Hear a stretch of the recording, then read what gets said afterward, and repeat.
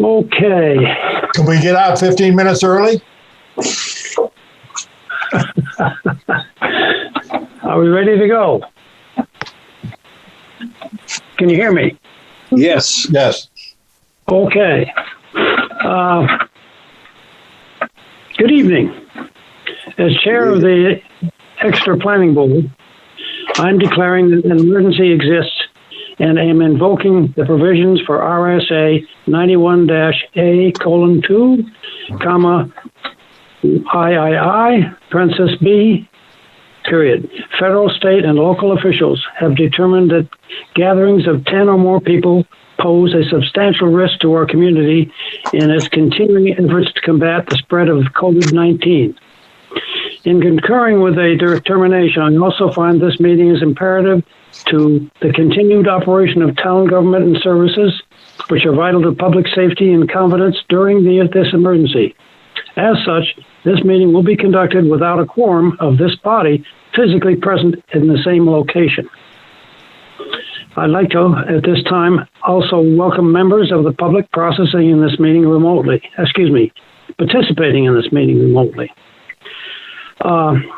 Even though this meeting is being conducted in a unique manner under unusual circumstances, the usual rules of conduct and decorum apply. So let me announce first, this is the meeting of the Exeter Planning Board of May 14th, 2020 at 7 p.m. Let's start the meeting by taking a roll call attendance.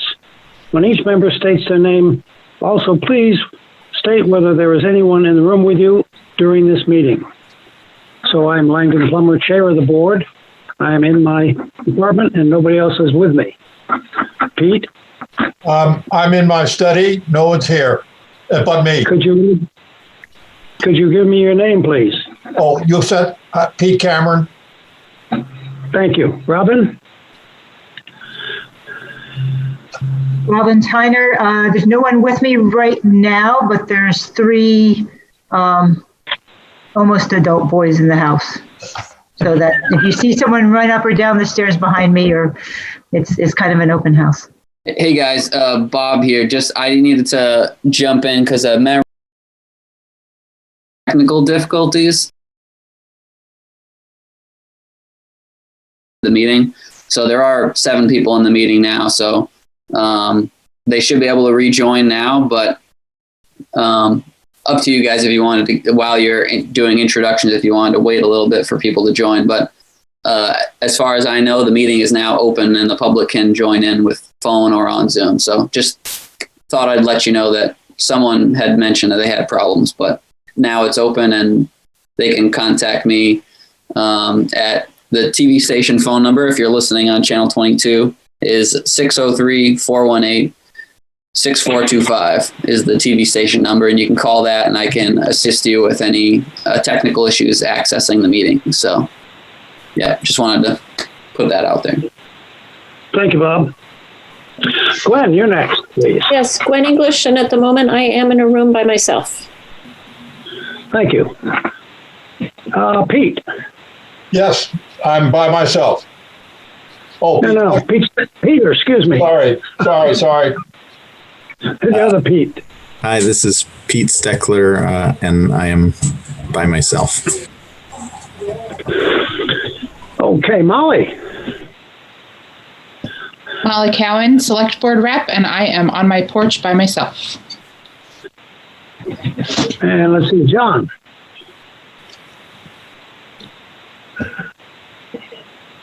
John? I see your lips moving, but you gotta... I'm sorry. I'm muted. John Gruder in my home office alone.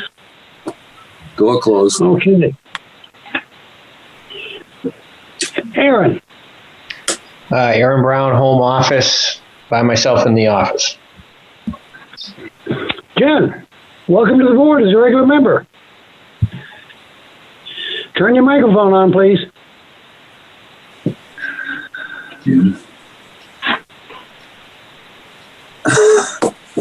Sorry, I was trying to trick with the space bar and it wasn't working. Jennifer Martell, I'm by myself currently. Okay. Now, David. Dave Sharples, town planner, and I am in the room by myself. Okay. Christian, I guess you're not a member of the board, but you are presenting, and you're in the middle category of participant, I believe. Yes, Christian Smith, engineer with Beals Associates, and I am sitting at the Donahue, Tucker, and Chandela conference room with both Brian and Justin Passay. We are socially distancing. Thank you. And Justin, you were there. Okay. Let's hear from the other side of the table. Justin? Hi, everyone. So Justin Passay from DTC with my mask tonight, socially distancing from Brian Grisette, who's across the table from me, and Christian. So it's just Christian Smith from Beals, Brian Grisette, who's the applicant, and myself in this room. Thank you. It takes care of introductions, I believe. Just a couple of notes. All votes during the virtual meeting shall be done on a roll call, which you are familiar with, I'm sure, but just to review that. And we're going to ask to keep the discussion orderly and prevent people from talking over one another. The chair, and I should stress, please use the raise your hand feature with Zoom. And that will show me, I will take the top hand up. I think they stay in order as your hands come up. And let's listen to board members and town staff as panelists and members of the public as attendees to virtually raise their hands, alerting myself that they wish to speak. And those folks will come through Bob's permission. One person I didn't mention that we see on our screen is Dan Holger, our recorder. So, Dan, could you introduce yourself, please?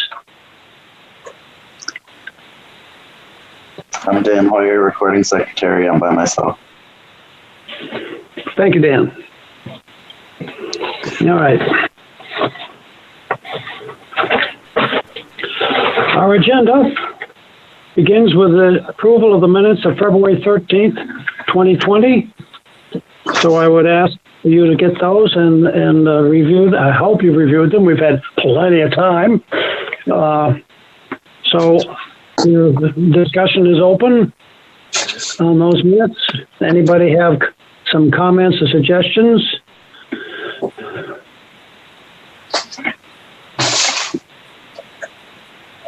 Hearing none, then I would ask for a motion, please, to approve the minutes of February 12th as presented. Motion to approve. Is there a second? That's John Gruder. Thank you, John. And a second, please.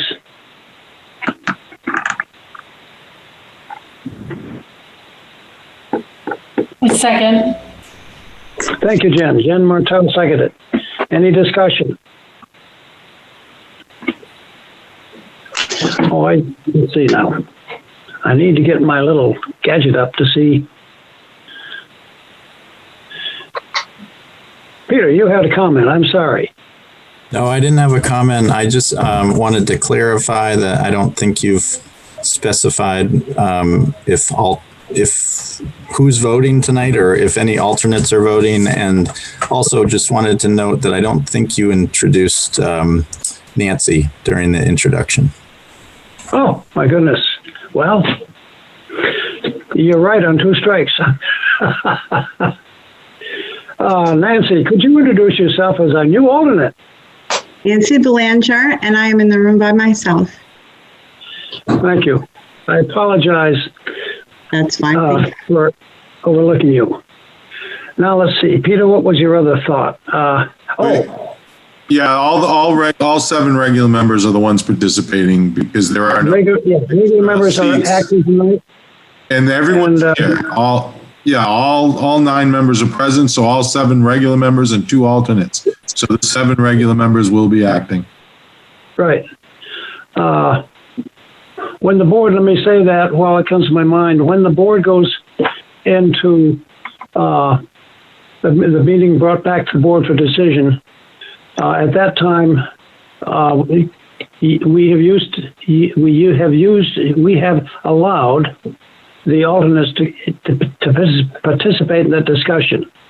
On advice of our attorney, we're not going to be doing that tonight. So when we get to that point, I will probably remind you again of that. So that affects our two alternates for this evening, this particular meeting. Thank you. All right. So we have a motion and a second on the minutes. Any discussion? Let me again look to see. I don't see any hands up. Pete. Oh, Pete. Yes, Pete. Peter Cameron. You'll have to turn your mic on, Pete. Now can you hear me? Okay. Yes, sir. I thought Robin was here too, but I guess. Yeah. Yeah, she's here. Yeah, I'm right next to you on my screen. You're right. Actually, we have three alternates. I can't even count right.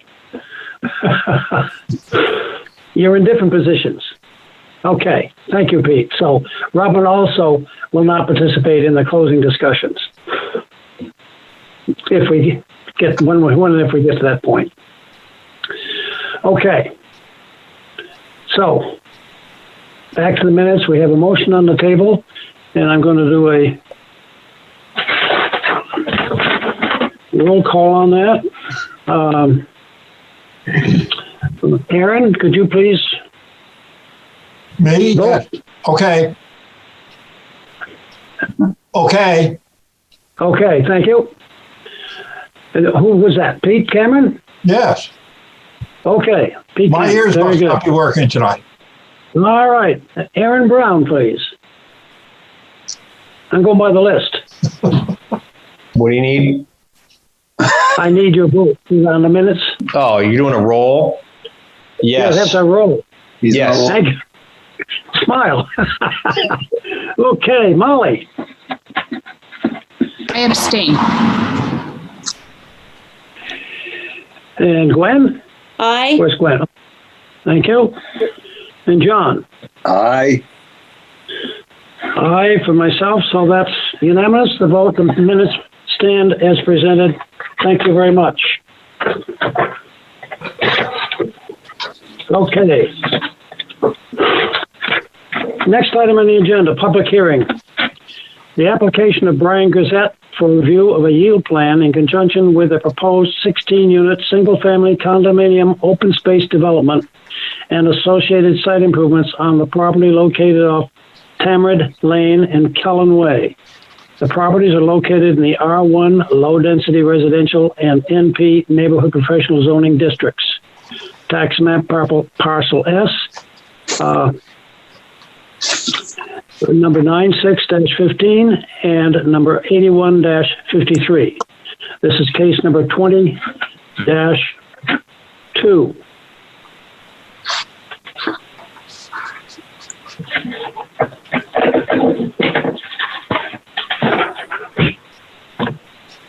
So I'd like to ask David if this application is ready to be accepted as an application? Well, it's a yield plan review. You can accept the yield plan submittal. Okay. All right. Thank you. Then I need a motion to review the yield plan. Please.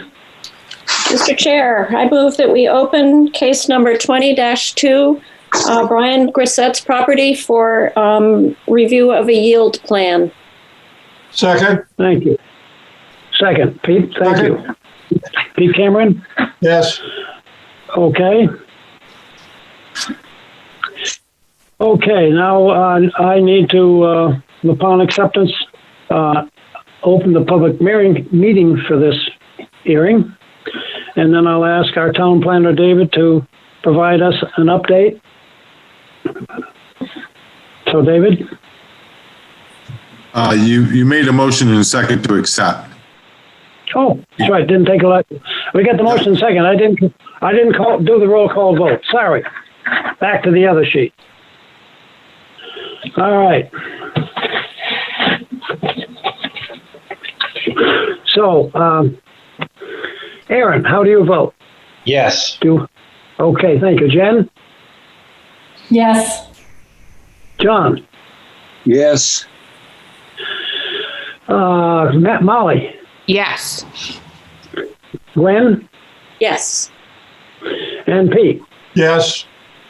And I vote yes. So the case is now open. Now we'll ask Dave to provide us with a update for this particular case.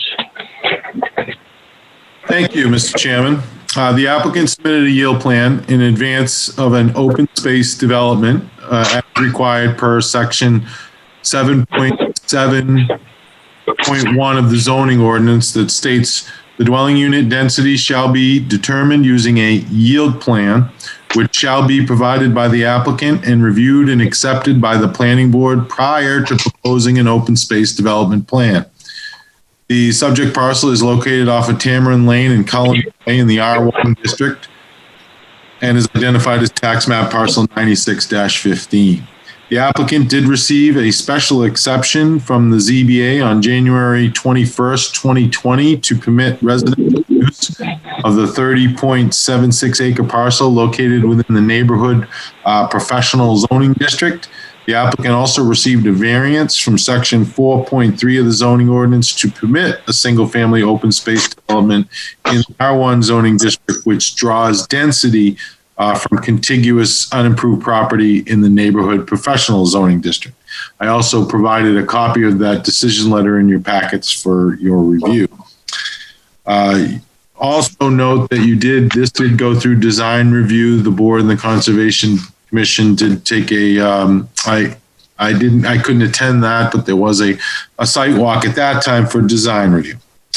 It is important to note that a yield plan is not meant to be a fully designed plan. However, it does need to be designed in accordance with section 7.13 of the site plan review and subdivision regulations that I also enclosed in your packets and sent out. With this in mind, staff has reviewed the yield plan, which has been revised since the initial submission. The latest plan set has a revision date of 2/2020.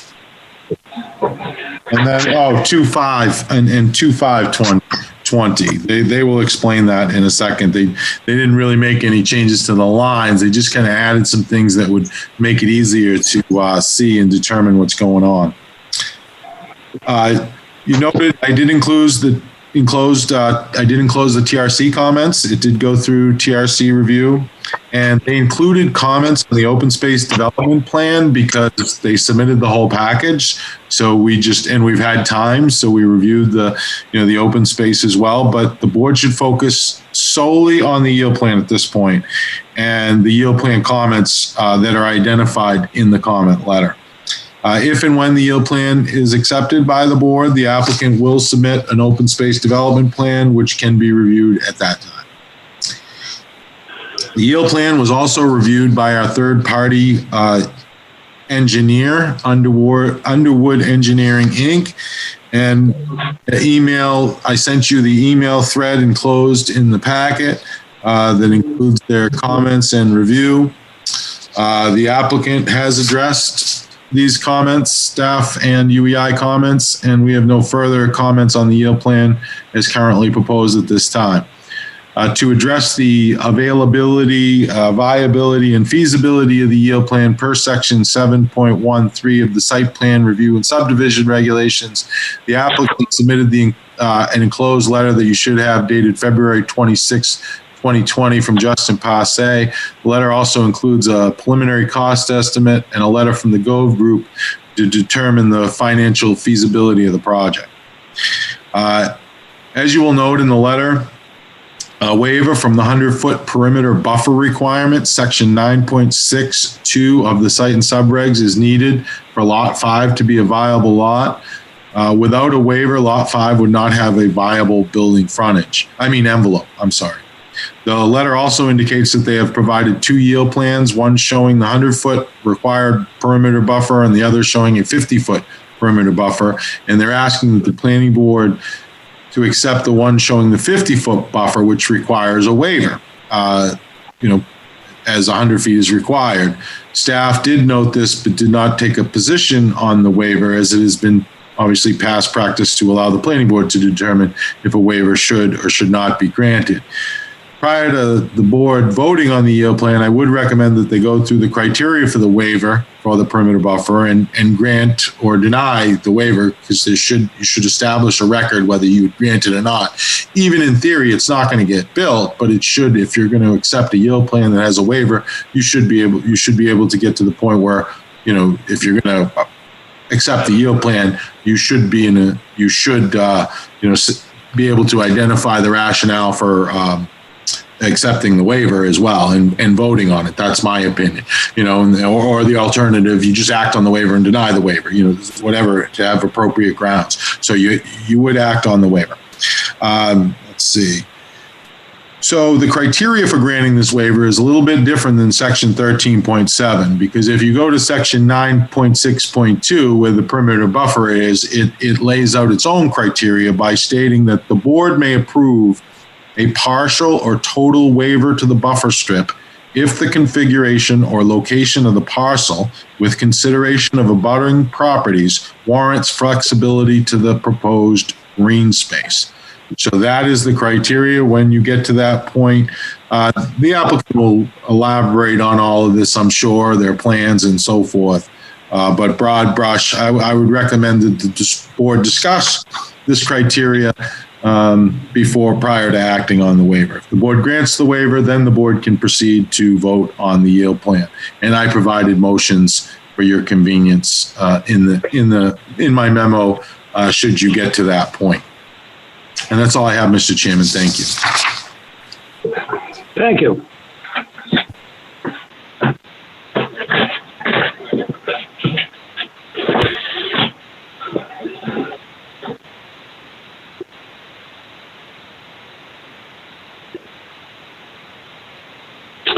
Okay, I think now the floor goes to the developer, and I think, Christian, you're going to start on this project, or someone else? Hi, Mr. Chair. This is Justin Passe from DTC.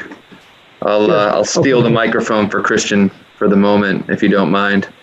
That's fine. Okay, thank you. Thank you, everyone, for, I didn't realize that this is the first virtual meeting, so thanks very much for the flexibility. And despite the little glitch, it seems like it's working well. So thanks very much. We appreciate being here, and we appreciate your time. As I noted earlier, I'm here tonight with Christian Smith from Beals Associates, who's obviously the civil engineer on this project, and I'm here with Brian Grisette as well. As far as a presentation plan goes, I would anticipate a quick overview by me of the project, which really builds on the preliminary consultation that we had with the planning board last fall. And then Christian will, of course, discuss some details regarding the yield plan itself.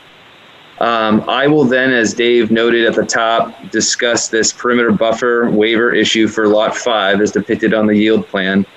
And then we'll, of course, be happy to entertain any questions from the board or the public for that matter.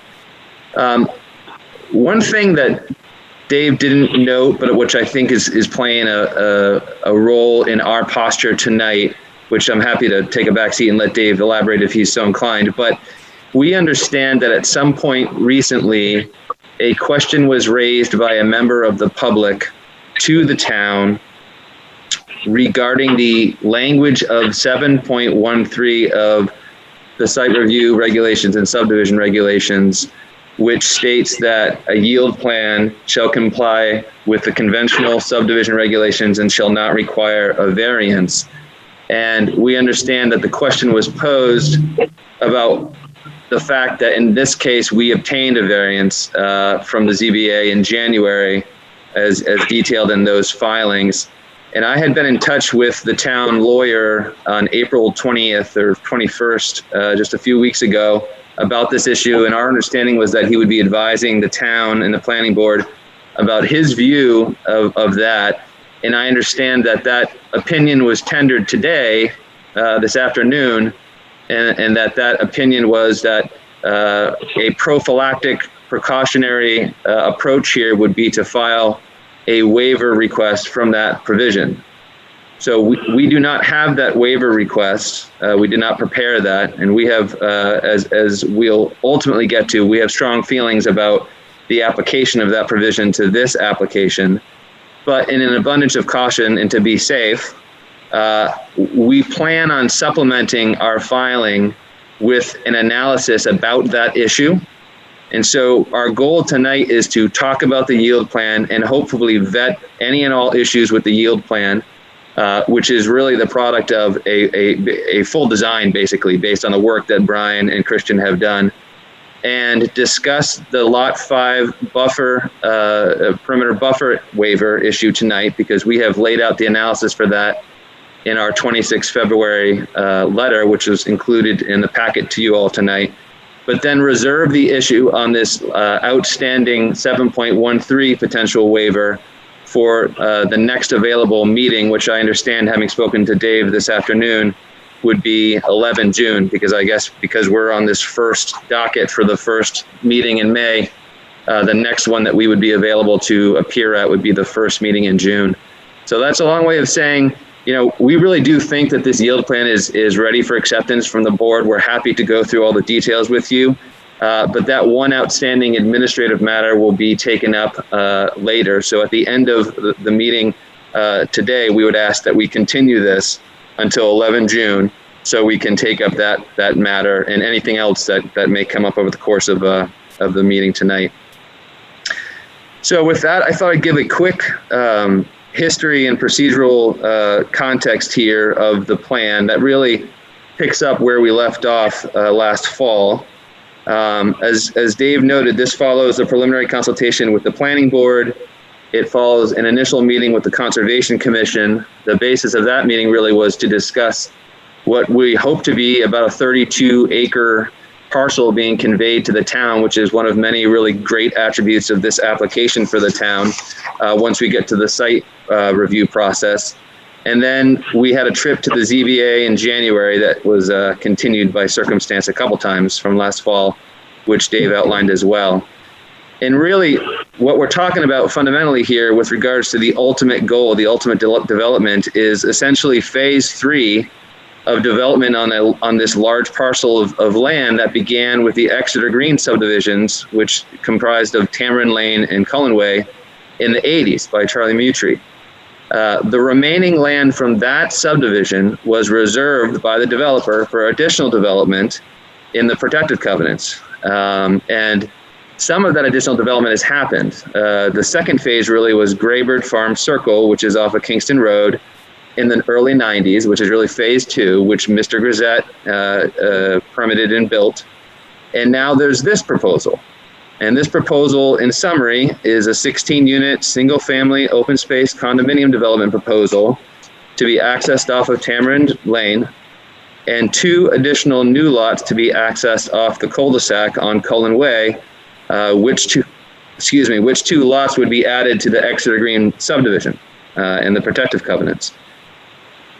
Our proposal, and I know it's a little bit difficult because we don't have a big easel to be pointing to, but if everyone's looking at our proposed yield plan, our proposal really involves 3 pieces of property.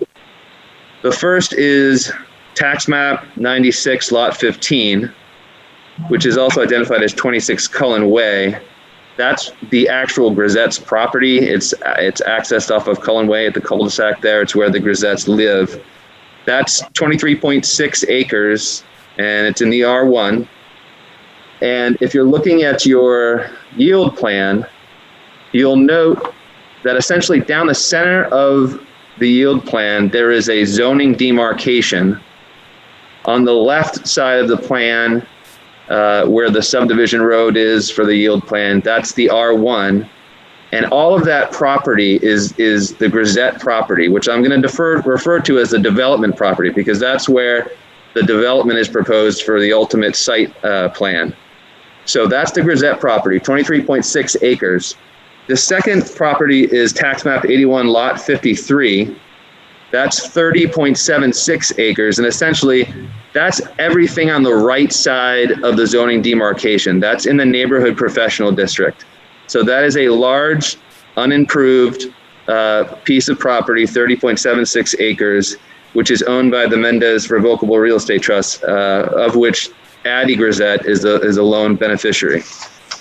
So those are two of the three properties. The last, and by the way, I'm going to refer to that property, again, that large property to the right side of the plan, as a conservation property, because the goal is to convey that entire thing, which abuts town-owned property at Brickyard Park and other town-owned property on the other side of the railroad tracks, to the town as part of the ultimate plan in this proposal.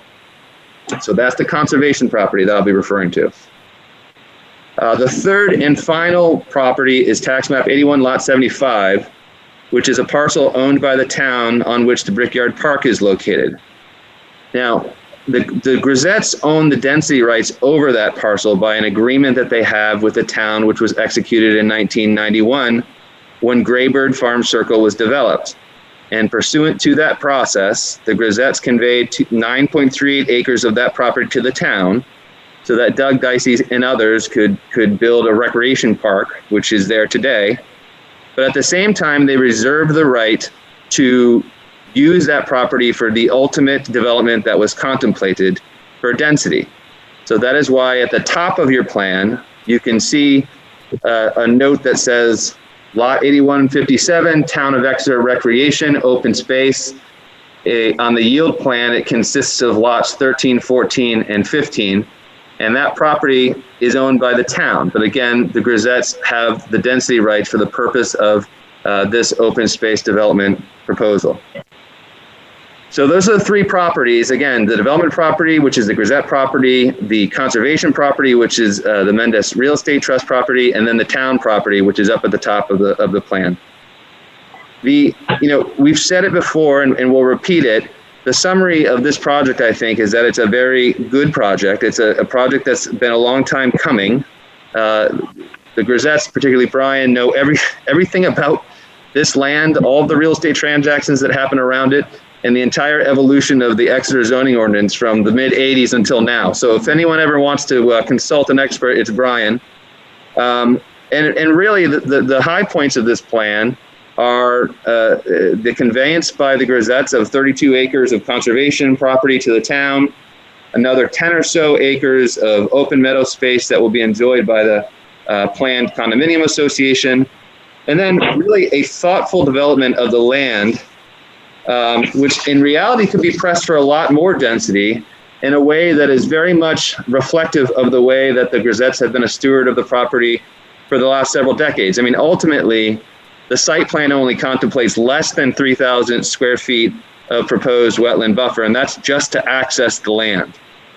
I'm also happy to report that the Grisettes have continued their sort of consistent dialogue with the neighborhood and have made real progress with particularly the Flahertys, who own 8 Tamarind Lane, as well as 2 abutters in Graybridge Circle, the primary abutters you see on the plan there. I know today Brian dropped off signed letters from those 2 individuals off of Graybridge Circle that expressly indicate support for the yield plan, support for the site plan, and support for the development. So that's another sort of positive development in this case. As for the yield plan itself, Christian will certainly detail and be able to answer any specific engineering questions. But the yield plan depicts a combined land area of 63.83 acres, which again is consisting of 3 properties: the development property, the conservation property, and the town property, of which 23.6 acres are uplands. The remainder of about 40 acres are either poorly or very poorly drained soils. And the approach here was to utilize the 4 distinct upland areas across the parcels and build out the yield plan, which depicts 17 new house lots, which will comply in all respects with the town's land use regulations, save for the Lot 5 perimeter buffer issue, which we'll address. And in addition to the 17 new house lots, the yield plan depicts Lot 2. Lot 2 is the existing Grisette house. So that'll make a total of 18 lots. Also depicted is a 10.46 acre recreational easement, which complies with section 9.6.3 of the town site review and subdivision regulations. All 17 new house lots depicted on the yield plan would be served by municipal water and sewer, and each lot maintains a minimum of 75% upland soils for minimum lot size calculations. I've said it, but I'll repeat it. I think Christian and Brian went to great lengths here to design the yield plan so as to limit the proposed wetland encroachment to less than 1/3 of an acre. So again, the goal here is not to build this subdivision, but it is a totally viable subdivision with only 13,000 square feet of impact. Again, caused primarily by access of the subdivision road and a wetland crossing to access some of the lots off of Cullen Way, another wetland crossing in the Brickyard area to access those lots. And before I turn to Kristen to just buff this up a bit and discuss the plan, I thought I would just reference the standard of review for yield plans. And in Exeter, yield plans are used to determine the density that is reasonably achievable under a conventional subdivision. Yield plans are designed to provide the applicant and the board with information regarding available and viable building development that is feasible under a conventional design. So the standard really is, and I'll repeat this as I take the mic back from Christian at the end of our presentation tonight. The real standard here is a yield plan should be approved if it's reasonably achievable and if it presents available and viable development that is feasible under a conventional design. Here I would just submit to you that the yield plan before you definitely meets that standard. In that context, we would just briefly point you to our letter from 26 February, which is in the packet, as Dave noted, which really addresses the town planner's TRC comments, Underwood's TRC comments, and then comprehensively reviews the viability and feasibility of the yield plan to include a very detailed economic analysis about the anticipated costs. I also point you to Dave's memo, which concludes that, quote, the applicant has addressed all staff and Underwood comments, and we have no further comments on the yield plan as currently proposed. And I, of course, note that that does not include the perimeter buffer issue, which I will address in a bit after Christian speaks. But that concludes my preliminary comments, and I will turn it over to Christian at this point to continue. Thank you. Thank you. Good evening, Mr. Chairman, members of the board. I think it would be probably easiest if I could do the share screen option on the Zoom, and that will at least bring the PDF drawing that I have on my computer up so everybody can look at it and I can use the mouse to point. We were talking about using the easel behind me here, but I think it's just going to get washed out by the industrial lighting here. Is that give you share screen ability, so I think you should be able to do that now. Okay, great. Yeah. Yeah, just share screen. You should be able to. We gave you permission. Yeah. There we go. Go ahead. All right. So this doesn't differ in any great lengths from what we came to you at the preliminary hearing with, but we have fleshed it out, gone through some very concise and accurate calculations, as Justin mentioned, specific to the required contiguous upland area for all of the lots, as well as adding things like proposed utilities, showing the driveways, adding and trying to clarify some of the buffers, but that was all largely in part to address the TRC comments. And I think we achieved that. It allowed us to do some takeoffs on what the utility costs would be for construction. And we ran through a preliminary construction cost for this. And then if you can take a peek at Justin's February 26th memo under heading number 5, he kind of walks through the financial or fiscal viability of the project specific to our construction cost, as well as the estimate that you got from Gov Real Estate regarding their research that they did on marketability and market value of some of these lots. So essentially, aside from the extension of the Cullen Way, which provides for the lots 1 through 5, we also show a cul-de-sac which is somewhat longer than what was depicted for the actual open space portion of the subdivision. That was where a small portion of the wetland impact that Justin was referencing comes in. There's simply no way to thread a road in here and avoid that. But as you can see, we did that to minimize it. Again, down here, the common drive to lots 6 and 7 had a small wetland impact. And then I guess the largest one you could say is the common drive to lots 16, 17, and 18. And that comes in off Route 111. So you can see the common drive we have shown out on 111.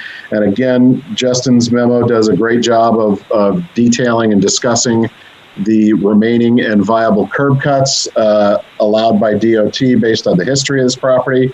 But again, you can see what I did on this proposed yield plan. It doesn't come out as well on paper as it looks on the PDF, but you can see we added some just red hatching, some shading to depict the actual building envelopes for the parcels, the resultant parcels in the yield plan. And then in speaking with the town planner, we added what we understand became a 25 by 25 foot box for the homes, just to show that those fit in all of the developable areas or buildable areas. And as you can see, most of them could sustain a much larger footprint than that. And really with that, obviously we can get into a drainage evaluation for the yield plan itself, but I feel that we've addressed all the TRC comments, gone above and beyond with regard to the preliminary utility design, as well as the construction cost estimates and the feasible or the economic feasibility of the project as it sits. While these lots are a bit odd in shape, I guess you could say, we have also hashed it through with the code enforcement officer and the planner that these all meet every aspect of the zoning code. They all have appropriate frontage. They all meet the required width at the setback line. And I guess with that, I will either turn it over to Justin again. Do you want me to leave the screen up, Justin? Oh, sure. Plan? Yeah. Okay. Thanks, Christian.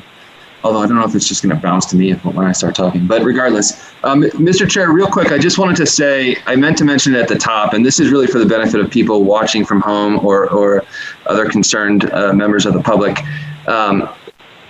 Unless you're doing this a lot, the notion of a yield plan is a strange one, and it's tough even for people doing it day in and day out to sort of conceptualize what's actually going on. But I just want to make it abundantly clear that the point of this yield plan is to determine the density for what we propose to be the single-family condominium open space development on the development property, and it is not to actually build this. The point here is to establish the density for the properties, and then assuming the board moves forward and we get to an acceptance of the yield plan, to then start talking about the site plan, which is something that is localized on the development property, and not this. So I just wanted to make that point clear. And while I do certainly have some more to say, particularly with the Lot 5 perimeter buffer issue, at this point I think it makes sense, I defer to you, Mr. Chair, but to turn it over to the board for any questions. Thank you. Yes, Christian. Mr. Chairman, I was just going to stop the screen share right now, if that's appropriate. Just take the picture down. If you'd like me to leave it, I'm more than happy to do that as well. Yeah, just keep it handy. Will do. We may want to look at it again. Thank you. Okay. Questions, thoughts, concerns on the part of the board, please. And you can, raise your hand there in the little participant thing. Gwen has raised her hand.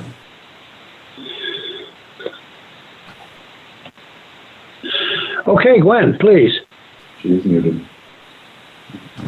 Unmute yourself, please. Gwen. Unmute. But forgot that. Okay. Details. Just a couple quick questions for clarification. What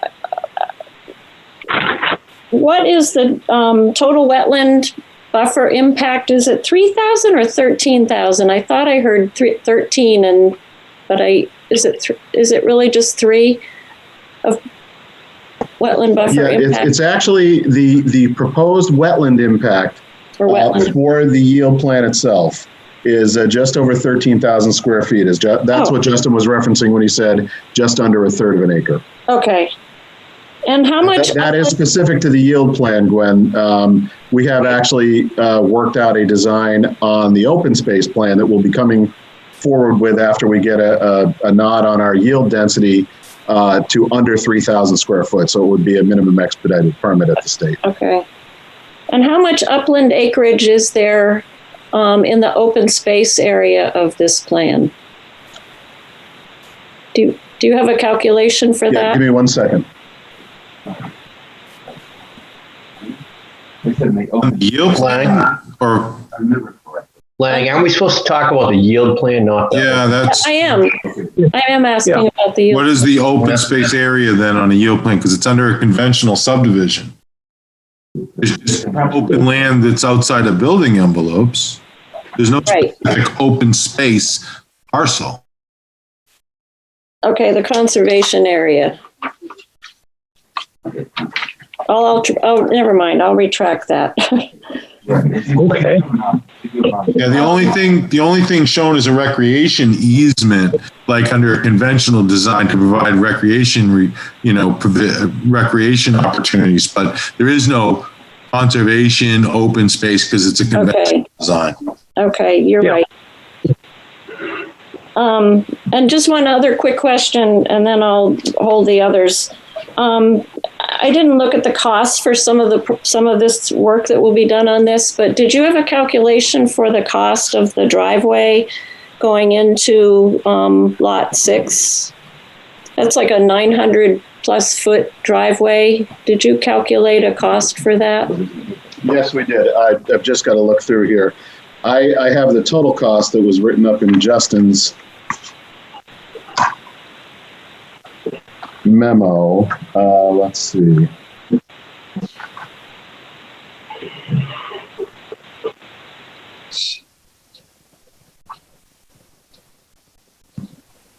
I guess we did not break that out specifically, but it is part of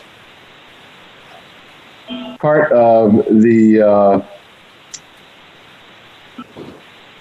curbing walks and top coat paving, which is all told about $90,000. So I would think that is maybe a tenth of that. I'm guessing, throwing darts at the wall here. Okay. All right, I'm set for the moment, Lang. Okay. Anyone else, please?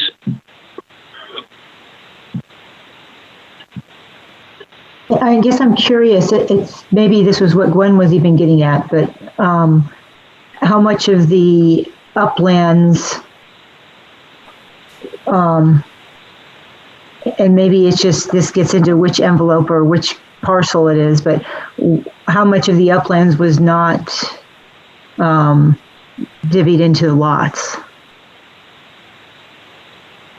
Or are there uplands? No, there's no upland or wetlands that weren't divvied into lots. This is under the conventional yield plan, the entire parcel area was used. Every inch of the parcel is cut up into one of the lots. There is no set aside space.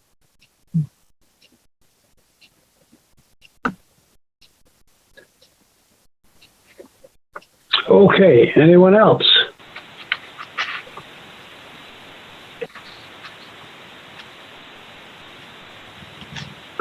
I know Justin was asking, hoping to get any other concerns we have. That's, the process of this. So I'll make sure we get this pretty well vetted out. Can you see? Can you see the hands raised? Yep. Okay. Yep. Peter's hand is up. Peter. Thank you. And Jim. So I have 2 questions at the moment. One is about the driveway access easement to lots 16, 17, and 18. And I'm sorry if you said that. Is that an existing access easement, or is that a required to be, acquired access easement?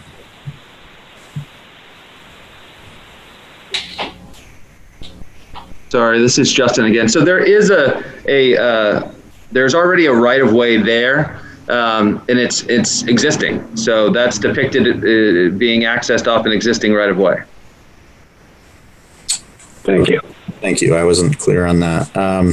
And then my next question is just about, sort of the marketability, feasibility, and the letter dated by the Gove Group of February 25th is based on probably some very different market conditions that we may be in currently and that we may be in the future.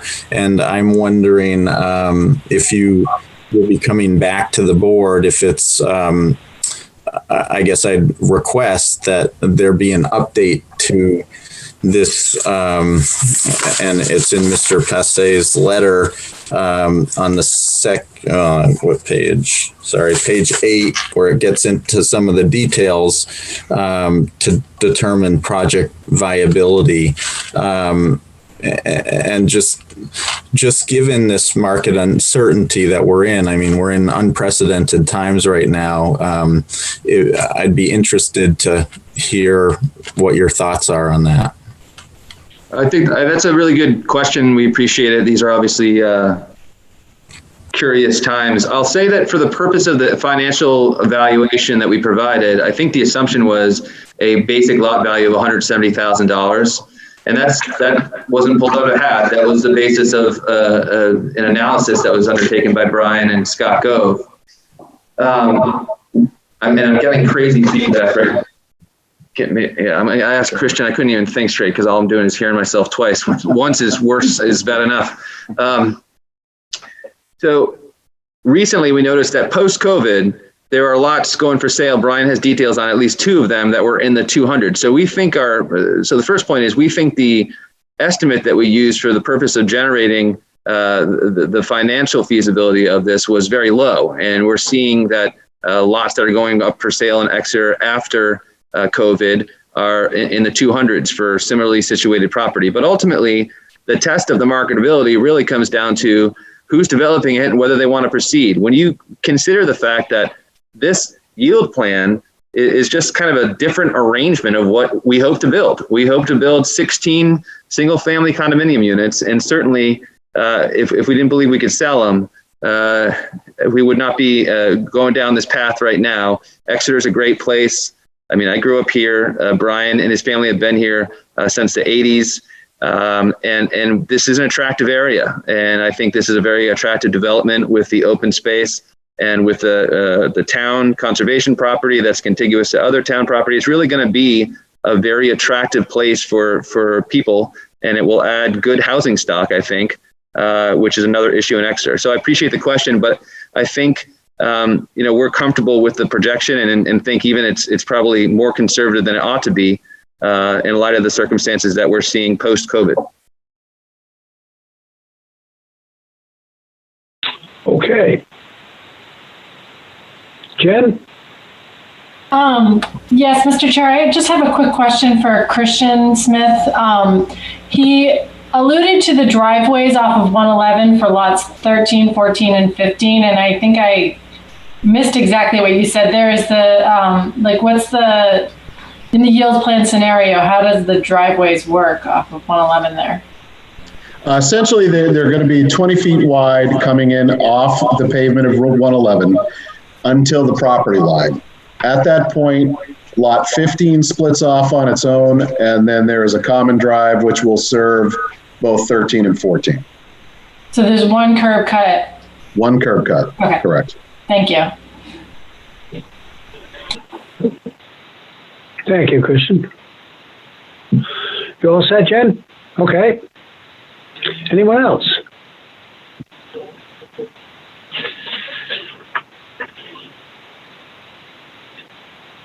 If not, let's open it up to the public and ask Bob's help on this.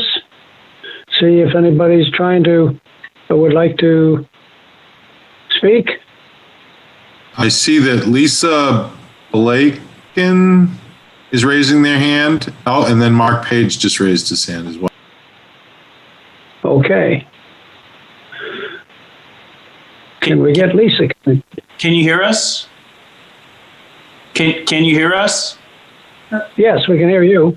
Thank you very much for your time. My name is Neil Blake, and my wife Lisa is with me. We live at 11 Tamron Lane, across from the development. We're abutters. I'm going to say a couple things. My wife has a question. I would like to remind the board of the significant opposition of the neighborhood to this project. And then on September 26th of last year, a petition was presented to you noting that 18 households objected to this project. The number is actually now 19. Most of us believe that this will be a disaster for this neighborhood. It will fundamentally alter the character of it.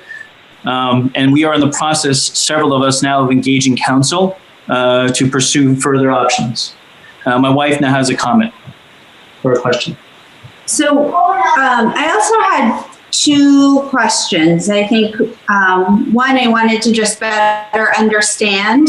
I think what Justin Passay was referring to with the waiver that may need to be required for the ZBA decision about the transfer of the density from the NP zone to the R1.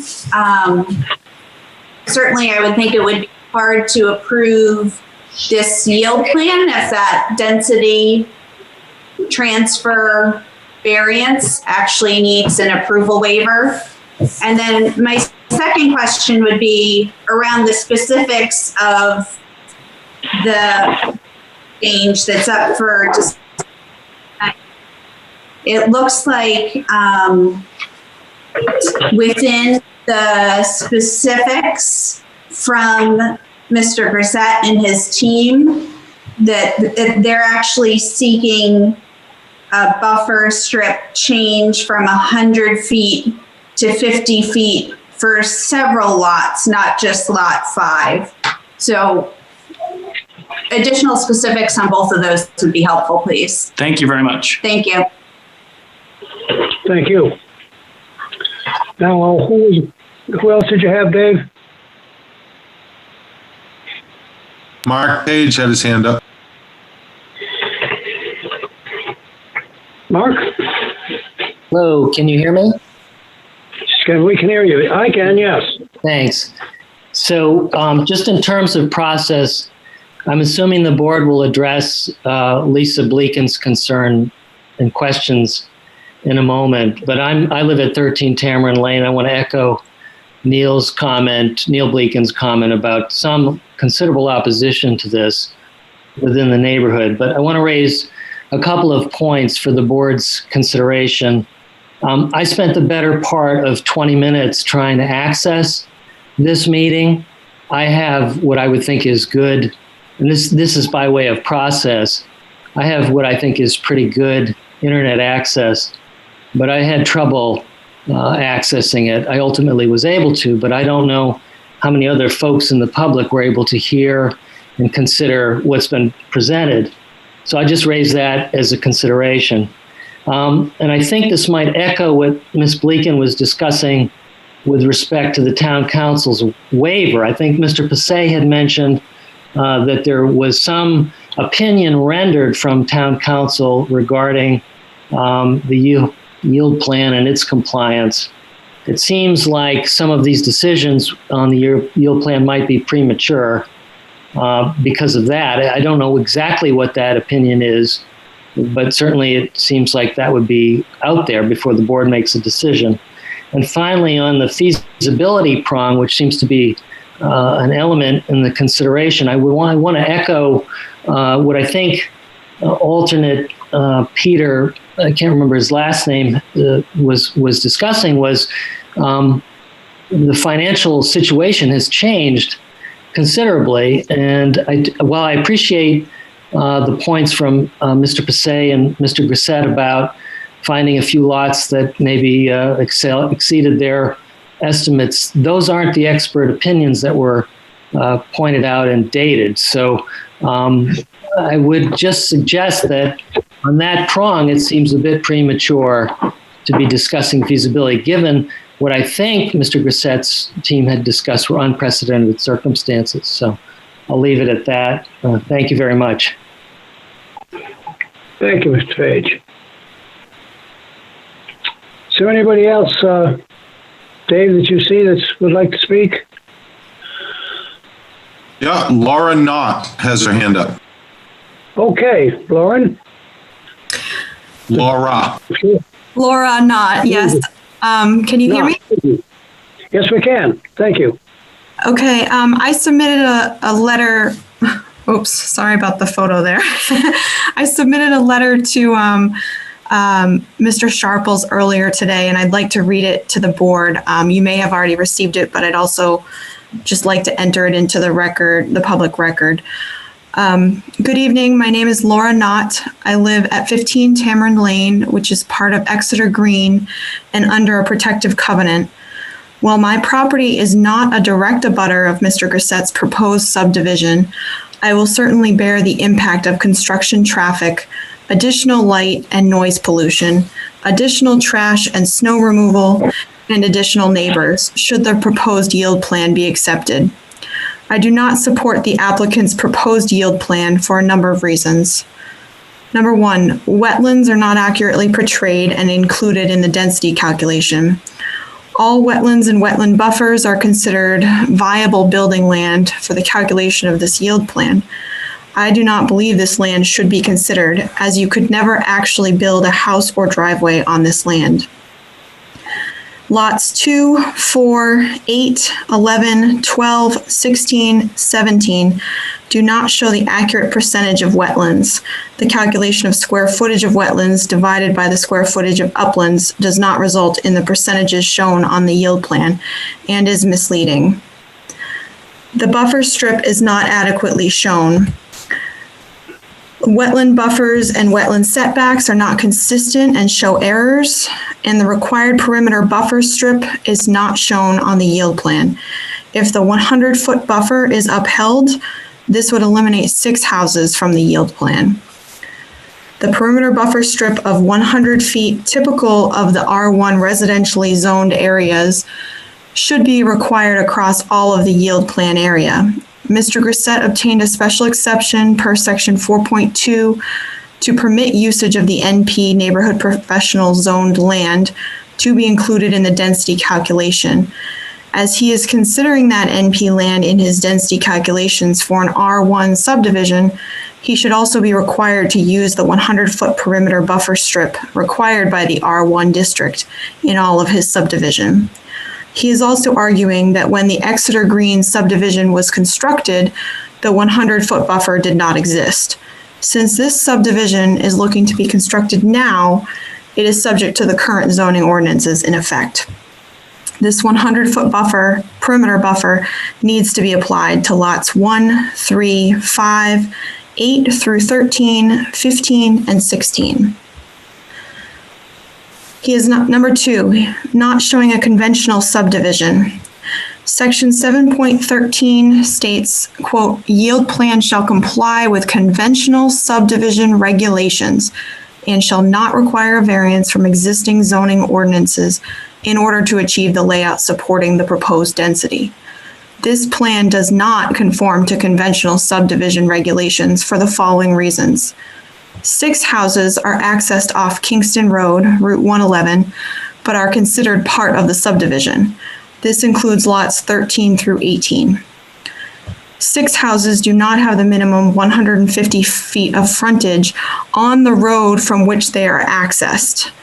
This is tricky because the plan does provide each lot with 150 feet of frontage on a road, but not necessarily the road from which the house would be accessed. This is not in line with a conventional subdivision. This includes lots 6, 7, 14, and 16 through 18. 2 lots are accessed through a private right-of-way. Lot 7 is accessed via a private right-of-way over Lot 6, and lot 17 is accessed via a private right-of-way over lot 16. This is not standard in a conventional subdivision. Per section 9.17.5, quote, each newly created lot shall be provided with its own driveway access to a public street unless approved by the board. Lots 3, 6, and 7 share a driveway. Lots 16, 17, and 18 all share a driveway. There should not be shared driveways as part of lots to increase the density of this yield plan. Number 3, the right-of-way. The right-of-way at 8 Tamarind Lane is not clearly shown on the yield plan as required by the Site and Subdivision Regulations, Section 7.13. This plan assumes use of a private right-of-way that is not included in the Exeter Green covenants, and installing a road across this right-of-way would potentially place the existing owners of 8 Tamarind Lane in violation of the Exeter Green covenants. The right-of-way deed Mr. Grissett is planning to use states, quote, there is granted herewith the perpetual and exclusive right to pass and repass over and upon the above described premises to construct, develop, improve, and maintain the right-of-way for all customary purposes of ingress and egress to and from other land. A subdivision does not constitute, quote-unquote, customary purposes of ingress and egress over a private right-of-way. Number 4, the building envelope. As determined by the planning board for the Rose Farm project, a building envelope of 25 feet by 25 feet was sufficient. Mr. Grissett is proposing houses of approximately 2,400 square feet. With the zoning limitation of 35 feet high, this limits the houses to 2 stories, so approximately 1,200 square feet per story. This would put the footprint of the house at around 35 feet by 35 feet. The lots proposed by the yield plan are not suitable to hold 35 feet by 35 foot houses. Although it was claimed that a precedent was set during that project, I would note that the Rose Farm project is still in legal debate, and setting an unrealistic standard for all future development projects sets a dangerous precedent for our town. And number 5, the covenants.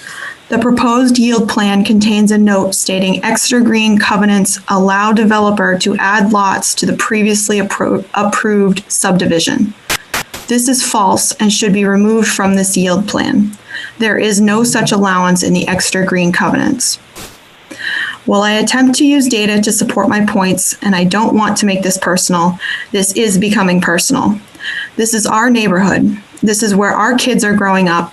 This is where we're living and working, especially now that everyone is staying home. The impact of Mr. Grissett's proposed development will affect the character of our neighborhood, whether he wants to admit it or not. I do not want to hinder his lawful ability to develop his own land, but he should do it at a more reasonable level in line with what his property can bear. The proposed yield plan is taxing that existing land and arguing it is both a financial and environmental burden to add roads and buildings to the various parcels of property. Perhaps it was meant to be developed with a much more modest 4 or 5 houses rather than the 18 Mr. Grissett proposes, or perhaps this land was never meant to be developed at all. Overall, this yield plan has serious faults and requires variances for every one of the lots proposed. It uses sneaky tactics and obscure laws to calculate a density far greater than the area should hold. Not only will a development off Tamarind Lane add an exorbitant amount of traffic to a dead-end street, but it will change the overall character of the neighborhood by increasing the population by at least 40%. There are an existing 40 houses located on Tamarind Lane and Cullen Way. An additional 18 houses would increase the number of houses by 40%. This is significant.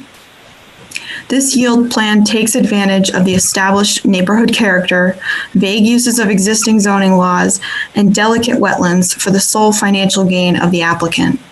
I hope the planning board stands for the integrity of our town and the Exeter zoning ordinance's purpose as stated in section 1.2, quote, to promote health and the general welfare, to prevent the overcrowding of land, and to avoid undue concentration of population.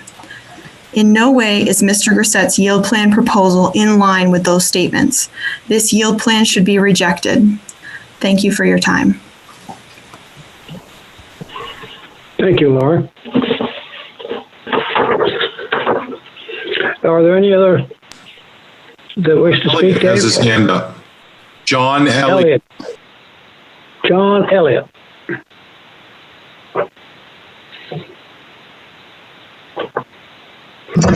Yes, John Elliott, 6 Cameron Lane. I think Laura did a good job there pointing out some technical issues with the yield plan. I would just like to add to that one additional comment, and it actually comes from a statement that's in the packet that was provided. It's page 66 of the 83-page packet. And it's a statement that's made by the town's third-party engineer, Allison Reese from Underwood, where she states that although in practicality, some of these lots would not be buildable. So I'm not sure how the board could vote that this is a viable yield plan with that statement being out there. And I think it's important to understand what yield that lot could provide that was buildable. That's it. Thanks. Thank you. Is there anybody else? David, you see that wishes to speak? Yeah, Bob Lights. Or, I hope I'm saying that right. Okay. Bob? Thank you for allowing me. I'm at 3 Tamarind Lane. And I just want to say this, I thought Laura did a really good job of summarizing the overall complaints that we have to this project. It just is totally inconsistent with what we have in our neighborhood. I mean, we all came here to live in a neighborhood with a nice home, some space in our yards, and now we want to have a condensed development that's abutting a neighborhood that has children playing and dogs and people walking. It's just not consistent, and it's not compatible with the character of our neighborhood. And it just doesn't, it's not going to make Exeter a better place. It's just not the right place for this type of development. I don't think you've heard any of us say that we're pro or anti-development. I think we're just saying, let's make it consistent with the neighborhood that's here. So this yield plan and all that encompasses that and all the legalese that goes around it, you got to make it compatible with what exists. And when you take things and you try to hodgepodge them together, it really doesn't work. And we've seen that example time and time again in our neighborhoods, in our cities, etc. When you start to hodgepodge things together, it really just does work. There are a lot of examples of towns and municipalities that do a really good job of taking the time to make it consistent, and then you build out from there. Now, there might be places in Exeter that merit having a condensed population like Mr. Grisette's presenting, but this is not one of them. This is a neighborhood with houses that are spread apart with a little bit of acreage so that the families can enjoy that property and enjoy their space and have a community that really works in a neighborhood setting. If we're looking to do condensed housing in a neighborhood like this, it's just going to be a real disconnect. So I think that we need to consider this in a very thoughtful way. It's just not compatible with the neighborhood that we have here.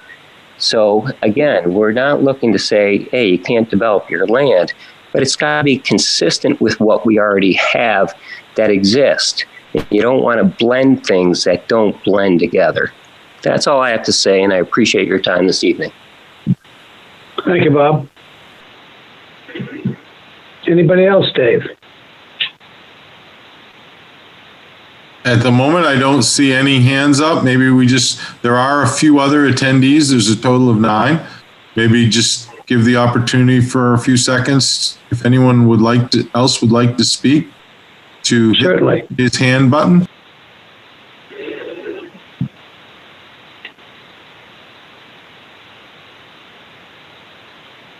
So please, if you'd like to speak, just do what you need so David can see that you'd like to talk, and we'll connect you right up.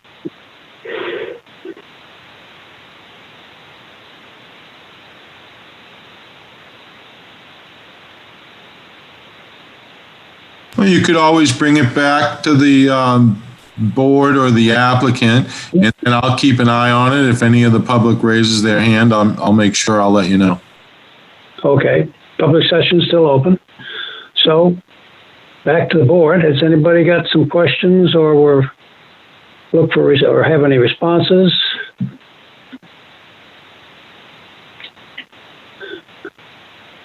Mr. Chair, I was distracted. This is Justin Passe. I'm happy to provide a brief response to some of the comments that we just heard, and we still would like the opportunity to address the Lot 5 perimeter buffer issue as well. So I defer to you, but I'm happy to offer a few comments unless you want to hold out for more public comment.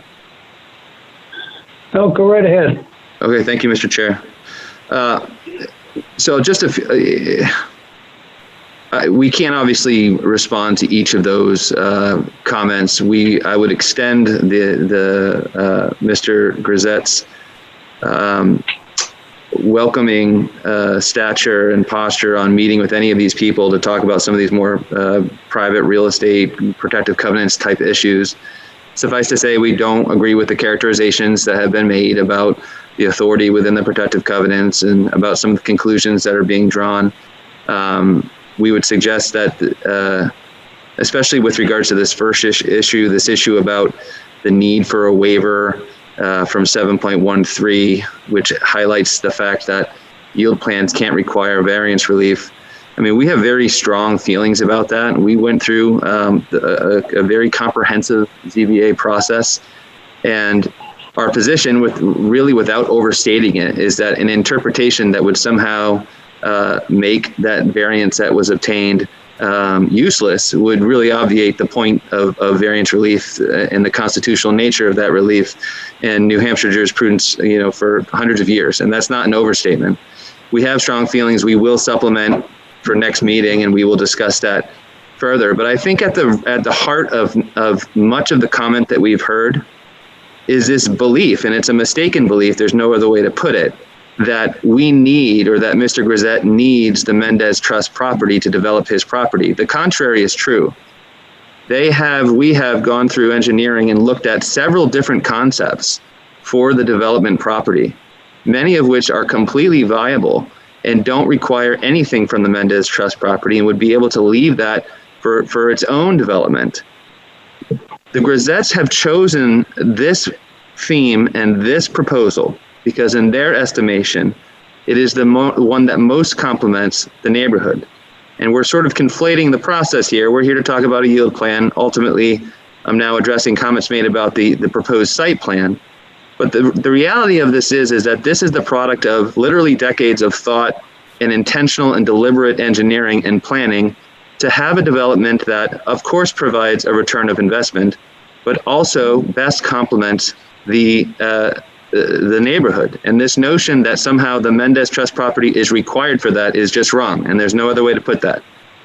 So that's the first issue. The second issue is this comment made about several lots needing less than 100 feet. The only lot on the yield plan that doesn't satisfy the 100-foot perimeter buffer is Lot 5. When we supplement our filing for the June 11th meeting, we will provide, you have two yield plans right now. You have one labeled preliminary, which shows 100 feet in all of the R1 property and shows 50 feet in the NP property. The second one is called the proposed yield plan. That's the one that has the red hatching and the 25 by 25 foot building blocks, which is the town standard.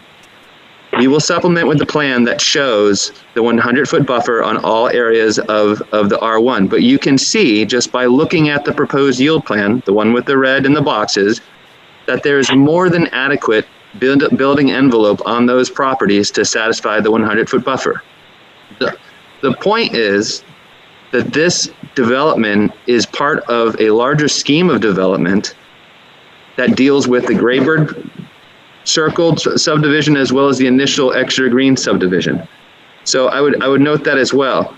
With regards to the discussion about driveways and other technical details, we have provided the analysis in our 26 February.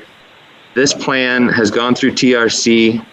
It has been reviewed by the town's engineer. It's been the topic of several meetings between ourselves and the planning staff in Exeter. And we feel like we have more than addressed all of those concerns, certainly enough to satisfy the standard in play, which is whether or not this development, this yield plan is reasonably achievable, viable, and feasible. So those are our basic responses. Again, we'll supplement with in advance of the June 11th meeting to more directly discuss particularly the first issue, this variance issue, and we will incorporate the entirety of the ZBA proceedings into this case to bore you to death with all the filings and the discussions we've had. But this issue has been vetted, and there's a constitutional right at play here, and I'll leave it at that for the remainder of that issue. I'm happy also just to quickly discuss the perimeter buffer waiver for Lot 5. And as the board is aware, under 9.6.12 of the Site Plan Review and Subdivision Regulations, all conventional subdivisions like the one depicted in the yield plan require a perimeter buffer strip of 100 feet in the R1, which is of course the development property and the town property, and 50 feet in all other zoning districts, which in this case is the conservation property and the NP, between proposed lots, septic systems or service roads, and the perimeter lot line of the tract. So that provision goes on to say, as Dave pointed out at the top of this meeting, that the planning board may approve a partial or total waiver to the buffer strip as it has in all of the open space subdivision applications that we've reviewed, and may approve a partial or total waiver of the buffer strip if the configuration or location of the parcel, with consideration of abutting properties, warrants flexibility to the proposed green space. So here, as I've said, all the lots with the exception of Lot 5 on the proposed yield plan comply with the applicable buffer. On our supplemental yield plan, as depicted on the preliminary yield plan, which shows the 100 feet, there are plainly visible building envelopes that could accommodate the more than 25 by 25 foot block. And were this subdivision actually being proposed, I think a partial waiver for Lot 5 to permit a 50-foot perimeter buffer instead of 100 feet would be appropriate. And the basic argument is summarized at length in our 26 February letter, but I'll just summarize. The first point, I think, is the fact that the standard here is whether a yield plan is reasonably achievable and feasible. It is not the standard that it is entirely permitted. So I point that out at the top. But a partial waiver also meets the waiver standard in 9.6.1 because certainly its configuration and location, that of Lot 5, with consideration of abutting properties warrants flexibility under the circumstances. As I said, the Grisettes are the owners of the remaining land. That's the 23.6 acres that I've discussed tonight as a development property where their home is on the Exeter Green subdivision. And they have exclusive right to add lots to the subdivision under the protective covenants. And regardless of that, if this was developed, lots 1, 2, 3, 4, and 5, and 6 would all be accessed off of Cullen Way and would be added to the Green subdivision. And even if they were not, they would be accessed off Cullen Way and for all intents and circumstances would be viewed as part and parcel to that subdivision. I think it's important to note that Brian has provided us data that the average distance between houses in the existing Exeter Green subdivision is in the 72 to 78 foot range. So as a practical matter, it makes no real sense to impose a 100-foot buffer to Lot 5 because that buffer would be inconsistent with the neighborhood as it sits today, where properties are situated considerably less than 100 feet apart. This is also, as I've discussed, an extension of essentially the third phase of the Exeter Green subdivision, which is important in and of itself. And finally, as proposed, Lot 5 would be one of several new lots accessed off of Cullen Way that would be similarly situated to the entire rest of the Exeter Green subdivision. The only other abutter it has is the railroad to the south, which certainly doesn't demand any special consideration. So if you look at the remaining Mendez Trust property that has the 50-foot buffer, because it is in the NP, Lot 5 would have access to that large conservation easement area and the Exeter Brickyard Park beyond that by its own 50-yard perimeter buffer. So when you consider all of those things, if Mr. Grisette was actually before the board tonight trying to permit this subdivision, it makes logical sense and certainly satisfies the standard in the subdivision and site review regs that Lot 5 would have a 50-foot buffer consistent with the neighboring property in the NP, because it would be part of the Exeter Green subdivision. It would look like the Exeter Green subdivision, and the rest of the property that it abuts is railroad property.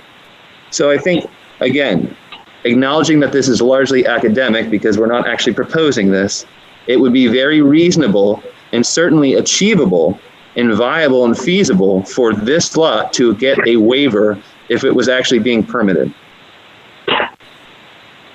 I'm happy to take questions on the lot, on that specific issue if anyone has them. Jen, you had a question? I see your hand up or comment. Okay. I think I forgot to put it down. Yeah, just hit lower hand. Thank you.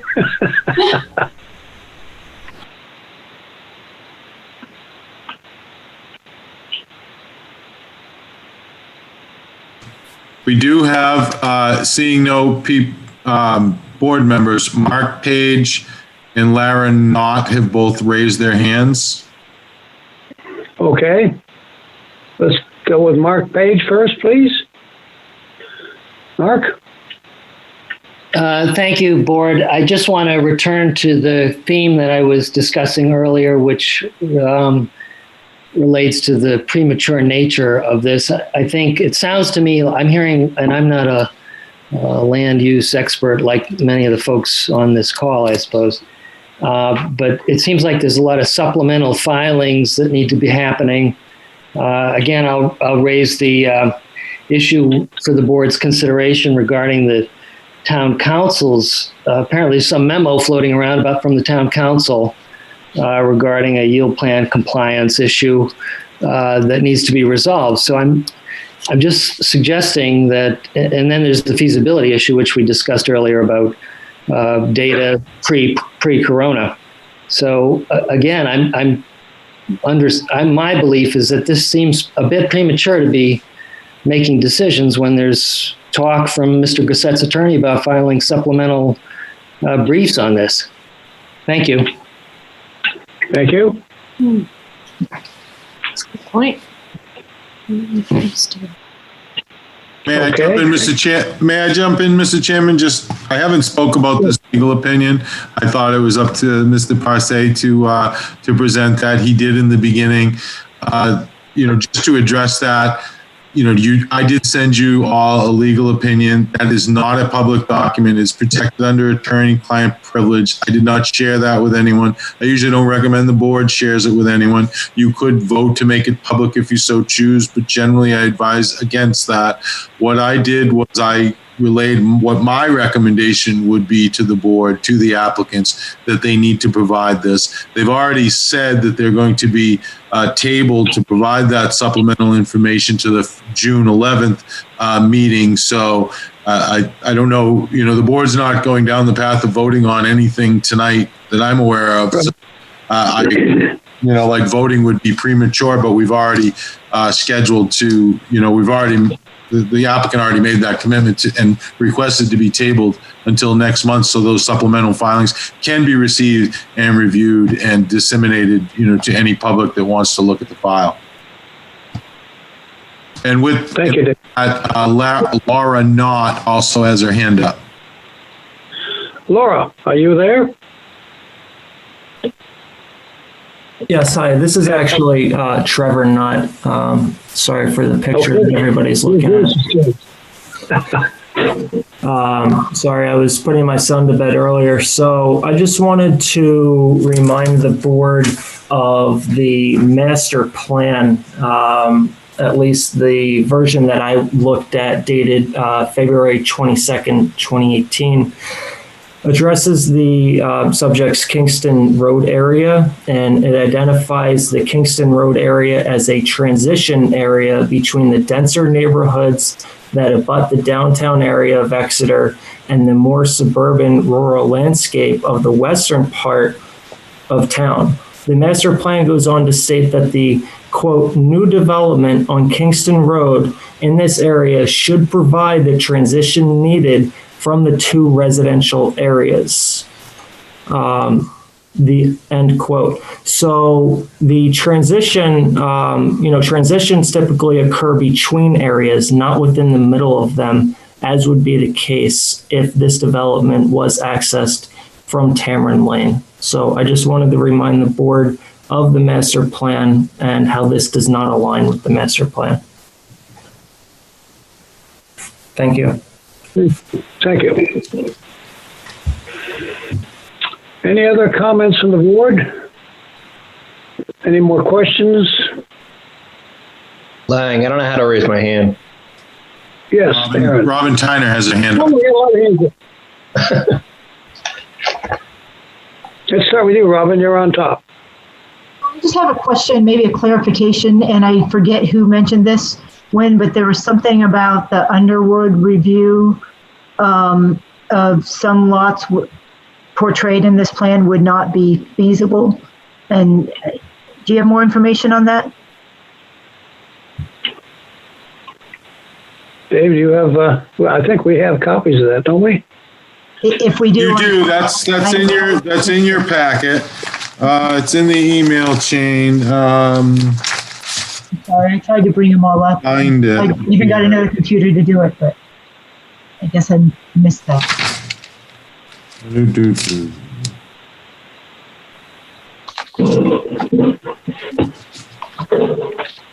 think that that was something brought up by John Elliott and referenced. It was on page 66 of the PDF. Yeah, if I could interrupt, Dave, the upper right-hand corner says Thursday, March 5th at 10:57 a.m. The upper you can corner. I'm just trying to find it. If anyone finds it, just read it. I can pull it up here in a second as well. But I have it if you want. Yeah, just read the. Okay. She goes on. It says more than that, but go ahead. Well, actually, it says, Dave, although in practicality, some of these lots would not be buildable, on paper they appear to meet the requirements. I have no further comments. Thank you, Allison. Does that sound like what was? That's what it was, yes. Yes. There's not really any clarification to that, just that some would not, in her opinion, be. I was just curious which ones. Let me look at the next. No. Okay. Not in the packet. Yeah, I verbally spoke with her, and she said at the end of the day, she felt, as she states in the email, that they met the requirements of the regulations.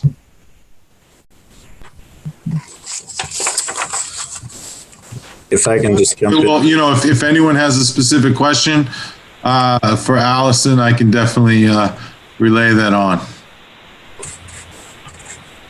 Okay. Was that all you had? Yeah, they got some hands. I don't know how much public comment you want to go back and forth, but there are folks raising their hands. Laura Nod has her hand up again.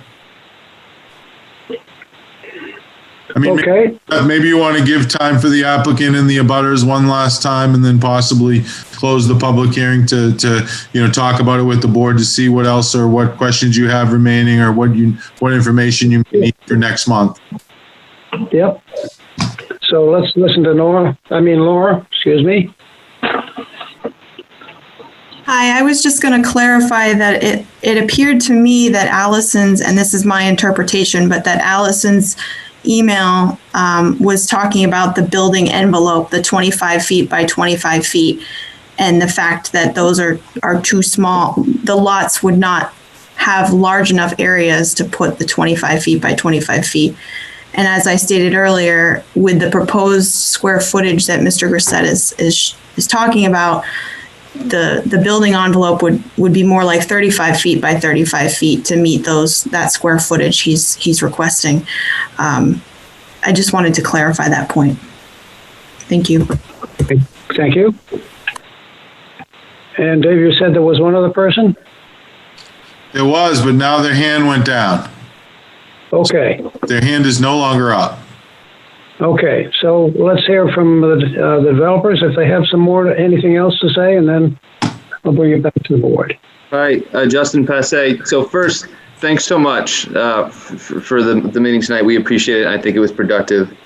We'll address two specific comments that were made, and I'll reiterate my request, our request, for if the planning board has any specific problems, heartburn, anything regarding this yield plan, we would really appreciate hearing about it right now.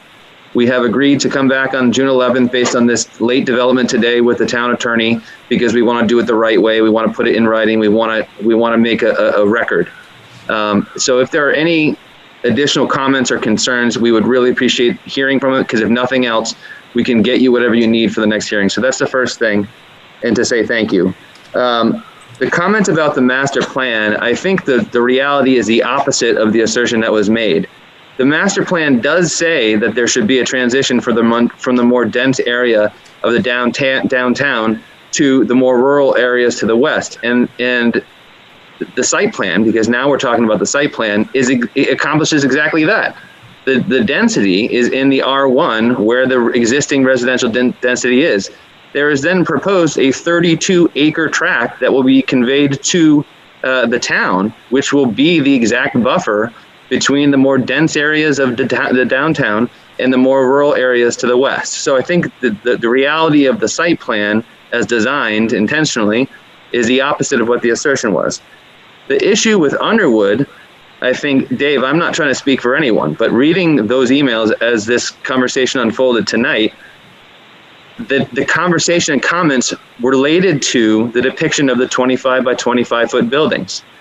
To clear up what looks like a misunderstanding, if people are looking at the plan, the red hatchwork is the building envelope. Each one of the 17 lots depicted show considerably larger building envelopes than the 25 by 25 foot boxes which are depicted in those envelopes. So there would be significantly more space to build a building in the building envelopes on each of these lots than just that 25 foot box. And I think it's important to note that as Dave pointed out in his correspondence with Underwood, that is the standard in Exeter, and that's what has been applied in the past. So we just ask for the same treatment. That's all I have for tonight, unless there are any additional comments from the planning board or issues that we could take up for the next meeting. Thank you.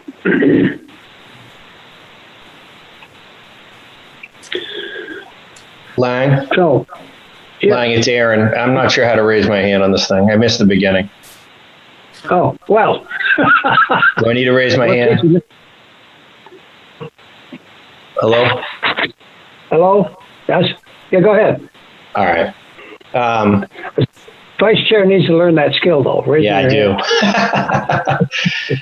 Christian Smith, could you put up the yield plan showing the pink hashed out buildable areas? I think that might help the public. Can you put that on the share screen thing, Christian? Sure. Give me 1 second. Thank you. Just a click away. Ryan, what's posted here? I'm muting you. So this, Aaron, depicts the areas, and I think this is a little clearer with the red hatching. So the red hatching are the building envelopes exclusive of all the setbacks. And you can see, well, I thought I had a cursor, but I've got a little hand. Those are the 25 by 25 foot boxes. Right. So as you can see, virtually all of these lots can sustain much larger than that. Even 14, which has a relatively narrow, building setback area or buildable area, The building itself could probably be 3 times the 25 by 25, at least 2. And serviced by public water and sewer. Correct. You know, you don't get into those issues.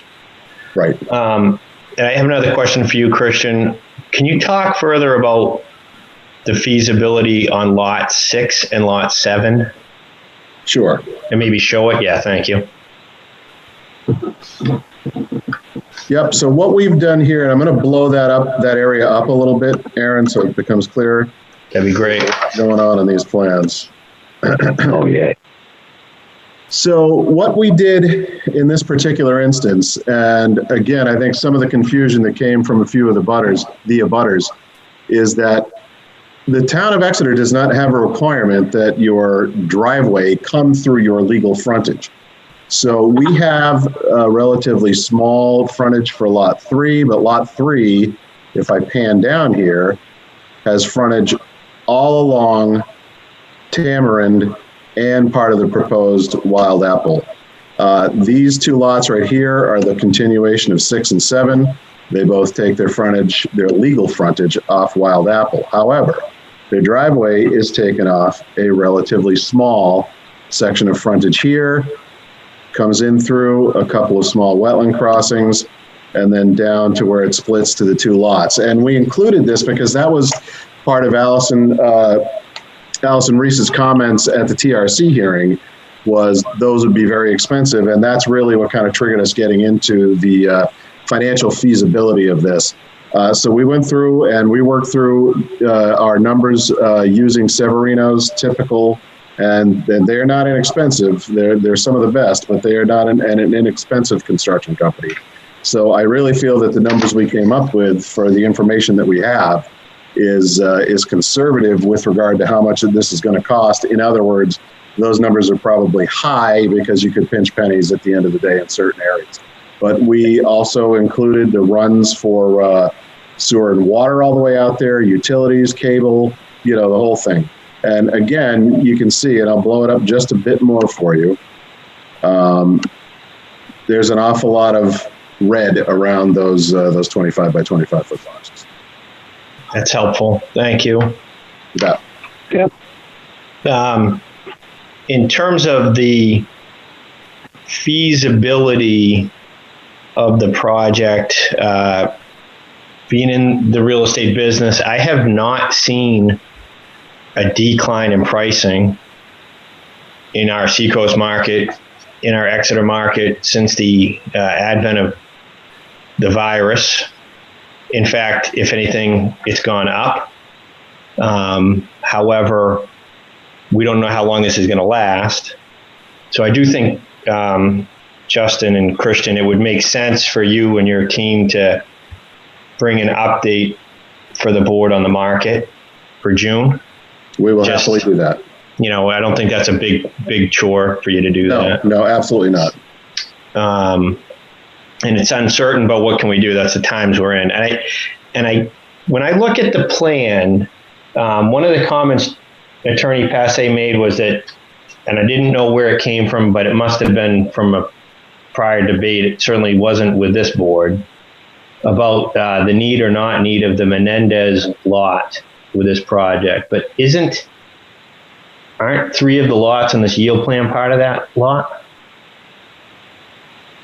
Or 4 or 5? Mr. Brown, I tried to escape away from the camera, and now you suck me back. Yeah. So I'll say that Mr. Grisette has a couple of statements too. So after I answer him, if that's okay, we can pitch it to him.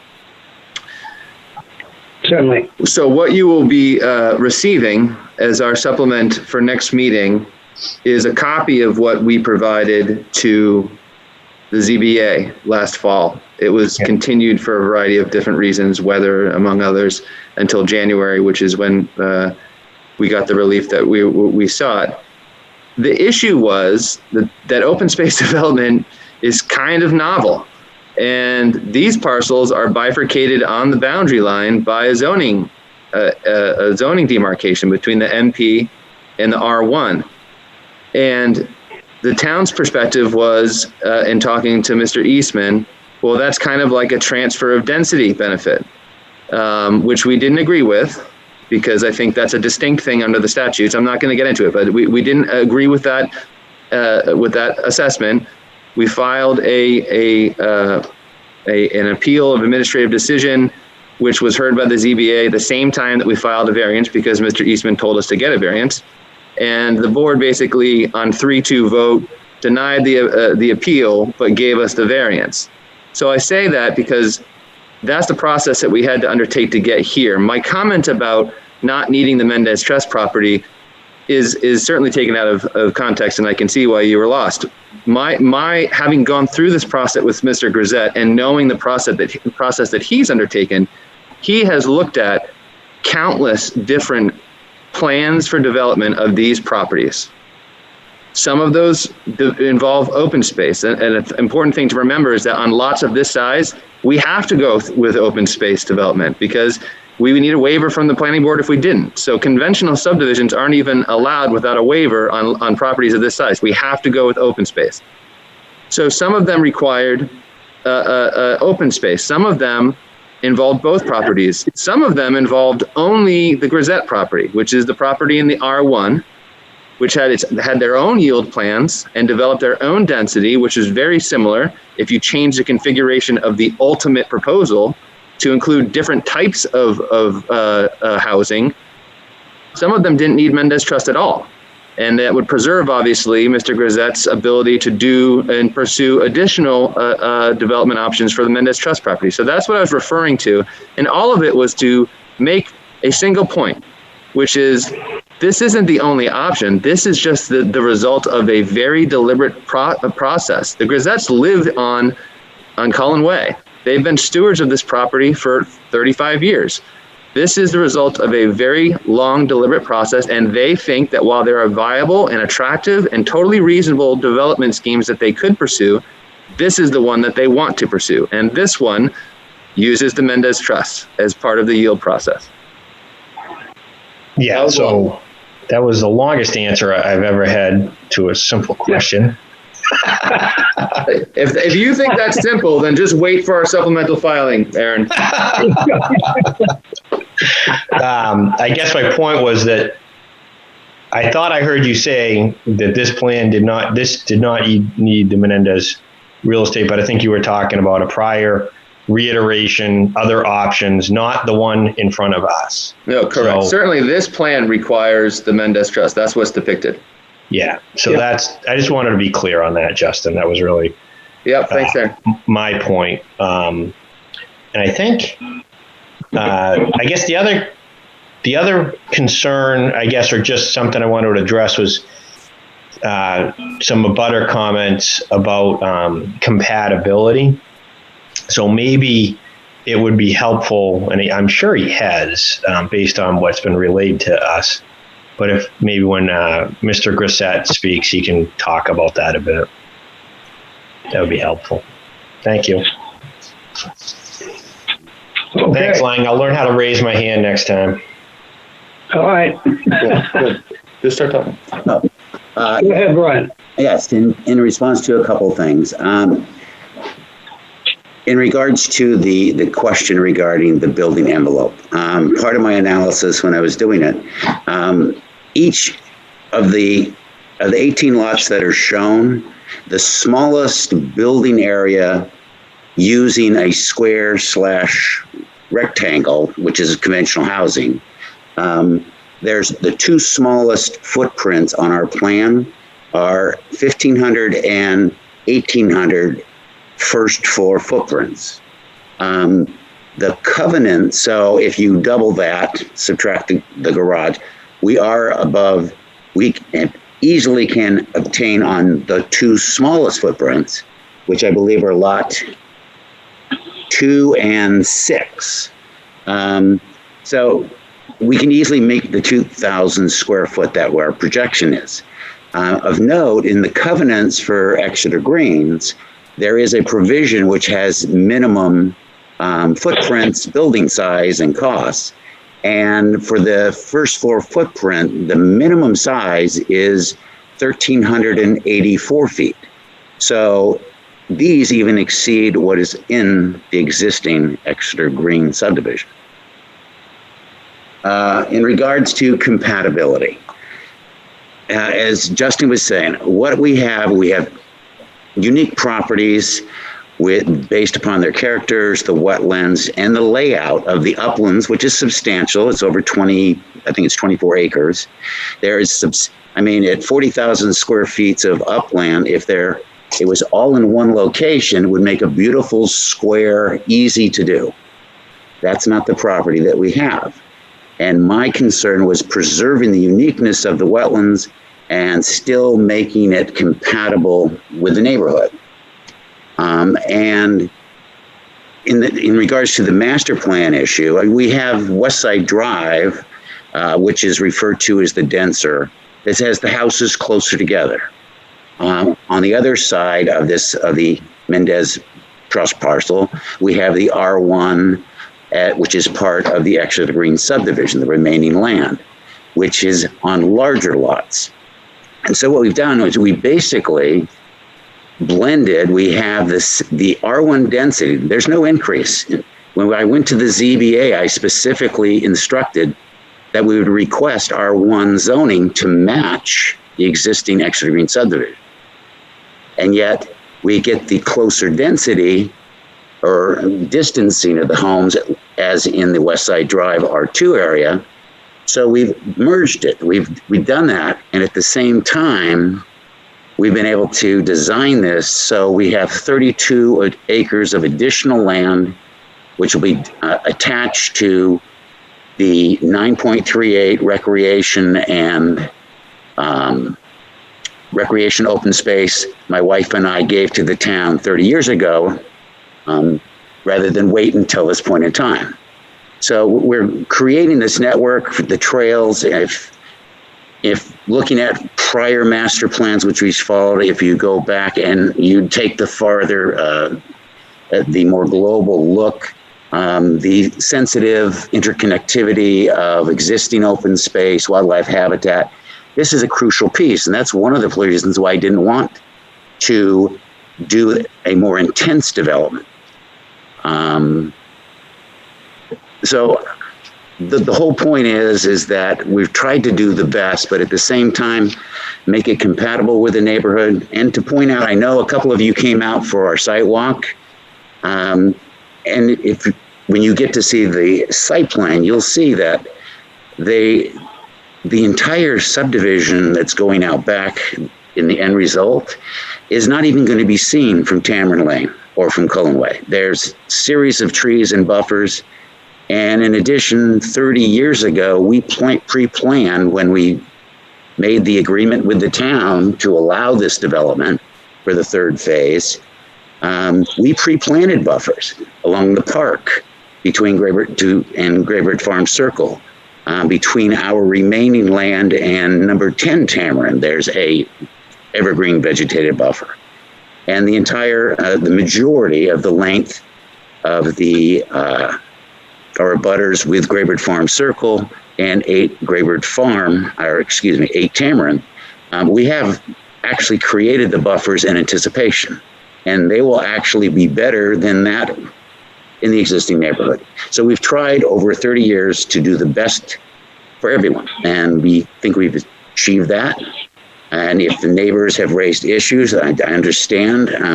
I'd love to meet with them to go in further explanation, because they've made a number of errors in judgment because they're not familiar with the facts. And I would love to sit down and explain it to them, and hopefully they can understand and join in. Thank you. Thank you. Lang? Couple of them. Yes.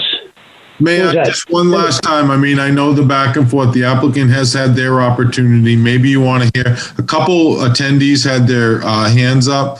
Only one does now. It seems like apparently the other one left the meeting, but maybe you still have the public. Maybe you want to just go back to the public last time and then close the public hearing and then have the discussion, at least for this meeting, and then have the deliberations among the board to see what you need for the next meeting. Because I know during our dry run on Zoom to figure out if everyone connect, there was kind of a decision to try to limit the meetings to around 2 hours, like video fatigue.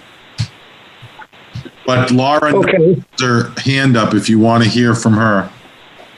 Okay, let's do that, and then I'll come back to Gwen and Jen. Hi, yes, I just wanted to request the map that Mr. Grissett and Christian was showing with the red hash marks was not provided as part of the packet for this meeting.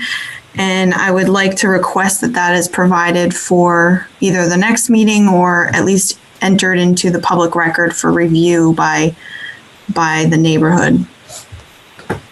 It is in the file, it is accessible, but it will be sent out as part of the packet for the June 11th meeting as well. Thank you. Okay. So, Gwen, I want to just bring it back to the board and let you ask you to speak and then Jen to speak, and then we'll move from there. So, can I let Jen go first? I think she had her hand up before I did. Well, remember, she left it up for a long time. Jen, go ahead. Go ahead, Jen. This was, I did put it up again. Aaron doesn't know how to do it. I just have a comment and then I have a question for Dave about our regulations. My comment is, right now we're just reviewing the yield plan. And I feel like I've been hearing a lot tonight about the conservation land and the ultimate build out and everything. And for me, it's very distracting to have to consider what might be coming or what is intended to be coming in the future. And we've all kind of seen that plan and we kind of have an idea in our head, but really we're supposed to be focusing on this yield plan and not all these other things that we're going to be reviewing after the yield plan. So I just kind of wanted to make that comment because I personally am feeling a little overwhelmed by having to think about the two separate processes. And then my question for Dave regards our regulations regarding shared driveways. I was just kind of trying to scroll through our regulations and it's a little unclear. It does say that each house has to have its own driveway, under conventional subdivision. So I guess I'm wondering, this is a significant number, I think, of shared driveways being proposed as part of this yields plan. And I'm not exactly sure, how that's been handled in the past or what our regulations. I'm not as familiar with our regulations as you are, so I was hoping you can kind of clarify. Yeah, I can do that. Well, yeah, that was a pretty lengthy discussion at the TRC because at first on the plans, they showed a shared driveway accessing lots 16, 17, and 18, and then 3, 6, and 7. So it was a private driveway servicing 2 additional lots in addition to the driveway. Our provisions say that you can allow private right-of-ways, but no more than 1 lot. They revised the plan, so if you look at it, there's only 2 shared driveways, and they only service 2 lots each. 1 driveway services 6 and 7. 3 has its own driveway now. That was a revision from the TRC comment. So there's 1 private driveway, services lot 6, and then continues to lot 7. And then the other private driveway goes to lot 16 and then continues through and services 17, which is allowed under our, ordinance as written in the provisions. And then what about the driveway, the curb cut that then kind of splits off into 3 driveways for 13, 14, 15? That's not considered a shared driveway? Well, that's an access easement across, and I'd consider it just a roadway until it hits. It doesn't go over the subject property. So I'd have to think on that. I'll think on that, but we did not treat it that way. Okay. Good question. Okay. Anything else, Jen? That was all. Thank you. Thank you. Glenn? Turn on your. Thanks. There we go. Thank you, Jen, for asking those questions, because I had the same one for the 111A driveway or 111 driveway access. I have a question that hasn't been raised before, and I can't quite tell on the plan. What is happening with the existing cul-de-sac that's on Cullen Way? Is that being removed and then a new cul-de-sac is being created?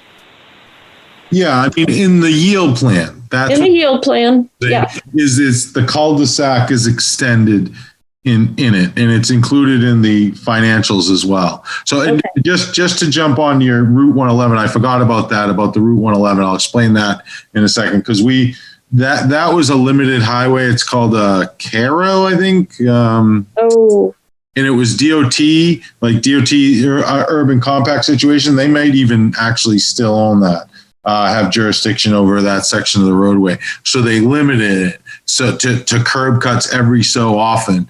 And there is information in the file that was within what the limitations set out back. I don't know, the applicant might be able to say how many years ago it was, but that's where that came from, because there was a limitation on curb cuts from DOT off Route 111. Okay. So back to the cul-de-sac, the existing one, I didn't quite get what you were saying. Does that get partially removed, or will there be two cul-de-sacs kind of back to back?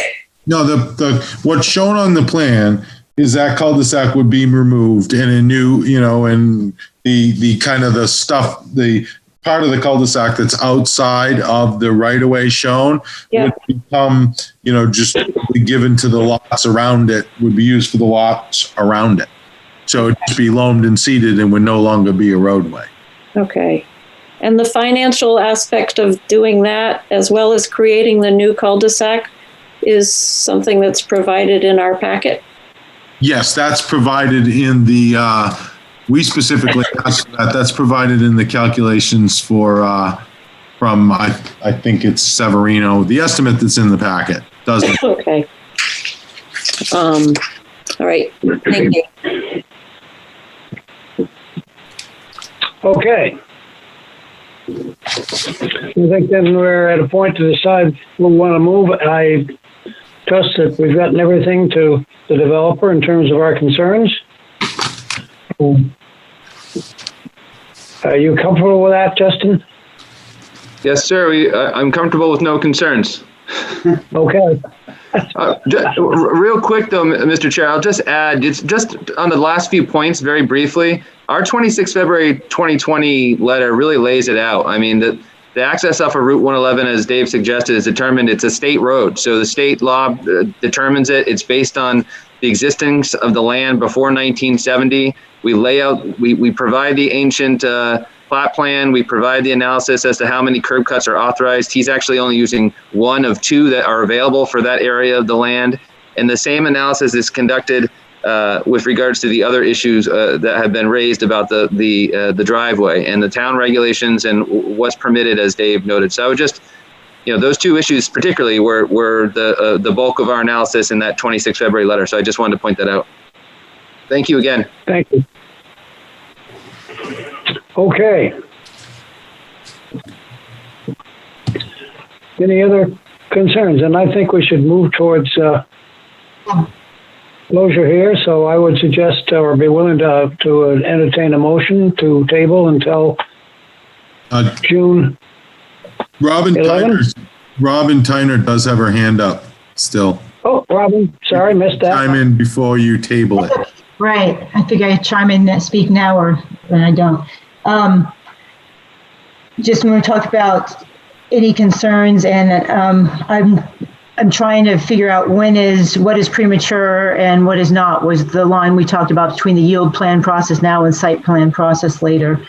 But I guess going back to something Aaron brought up, when I do look at 6 and 7 and then 16, 17, 18, that's a lot of work and a lot of road building and wetlands to squeeze out every last square foot on top of a hill. And so who knows? I guess that'll be addressed when they bring more financials and depending what happens with the market later. But a lot of sewer line. That's a lot of. And I guess the other thing is maybe a big picture, just consideration to throw out there is I've been looking at, I have another computer here, so I have the site plan up, and then I've got, the little smaller one with the map of where Skaman Brook runs and where there's, water and stuff like that. So kind of going back and forth looking at all this. And there's an impression of, again, thinking master plan, and not the concerns that were brought up before, but master plan and all the focus we've had on sustainability and the issues we've had with stormwater and the high nitrogen levels, which have been talked about on the River Committee and the Sustainability Committee, and that 2/3 of our nitrogen issue has been stormwater, 1/3 has been wastewater, which we've addressed with the new plant. But then I look at umpteen new houses on the top of a hill with a brook at the bottom of the hill. And then, every little thing that feeds into that, I don't know exactly where we consider that, from what's running down from driveways and people's yards and dog poop and all of that. So I might not be at the right point in the process, but that is something that does have an impact on the quality of our water in Exeter and the area. So I just don't want to lose it. So. Okay, good point. Yep.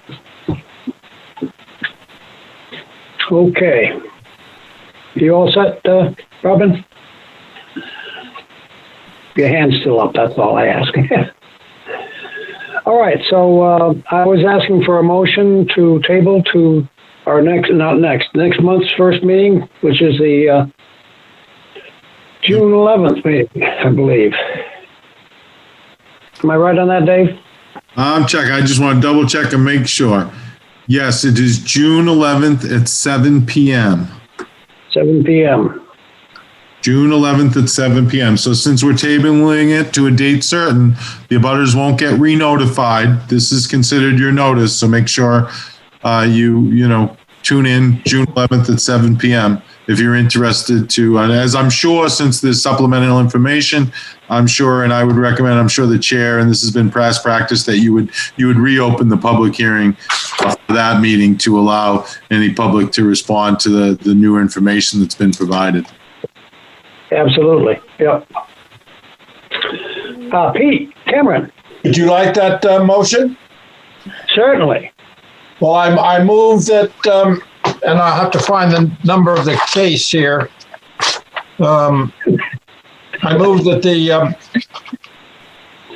20-2 on Planning Board case 20-2 be tabled until 7 p.m. on June 11. Is that sufficient? 2020. 2020. That's sufficient. I'll second that. Did you second that, Gwen? I did. Thank you. Okay. Any discussion? Seeing none, no hands up, no. Okay. I'll call for the vote. Again, I'm going to go down through. So, Pete, you're right in the top left corner. What's your vote? Yes. And Molly? Yes. And John? Yes. And Jen? Yes. Aaron?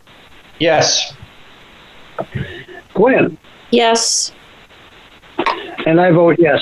So that is a vote, unanimous vote. So we will do that. Thank you very much, gentlemen, for coming. Thanking to the public for coming and participating. Thank you. And of course, we now have some more business to do. On the agenda, we have to elect our officers for the next year.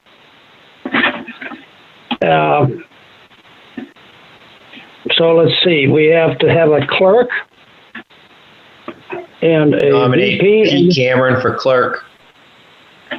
Okay, Pete. Second. Moved and seconded. Is that okay, Pete? By with you? John Gruder. Sure. Okay.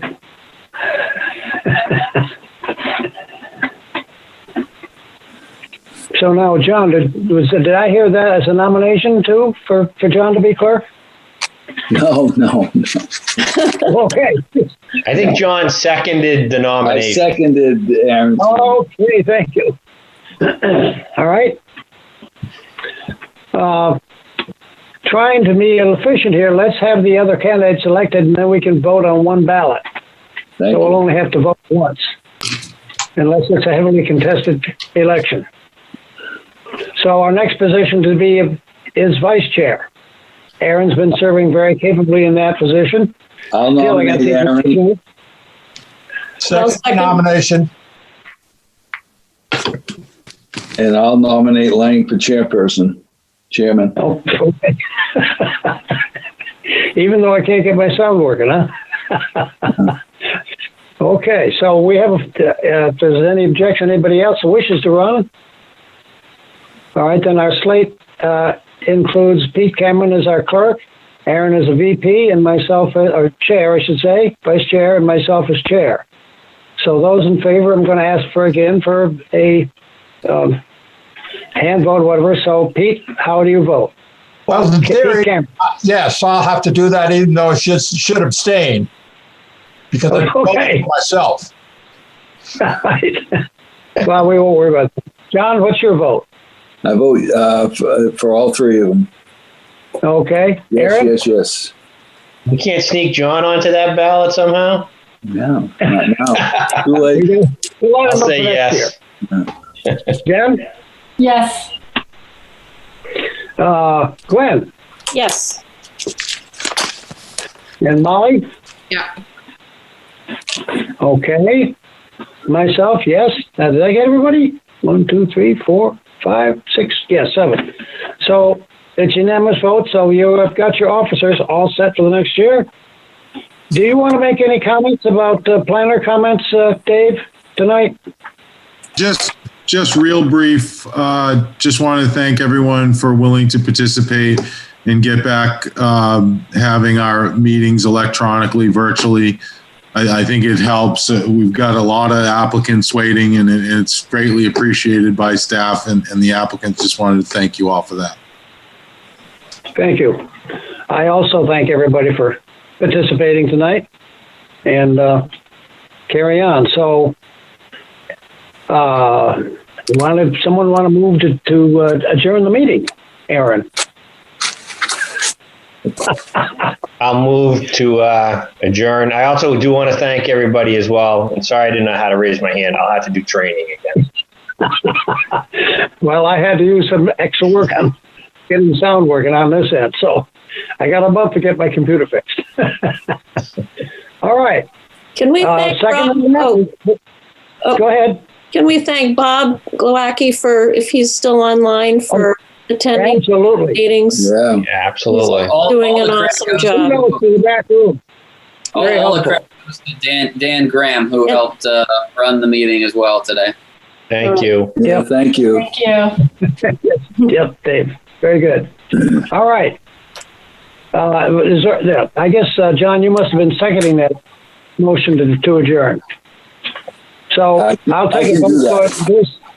I think I'll take a hand vote on this one. Please all raise your hands if you're in favor of adjourning. 1, 2, 3, 4, 5, 6, 7.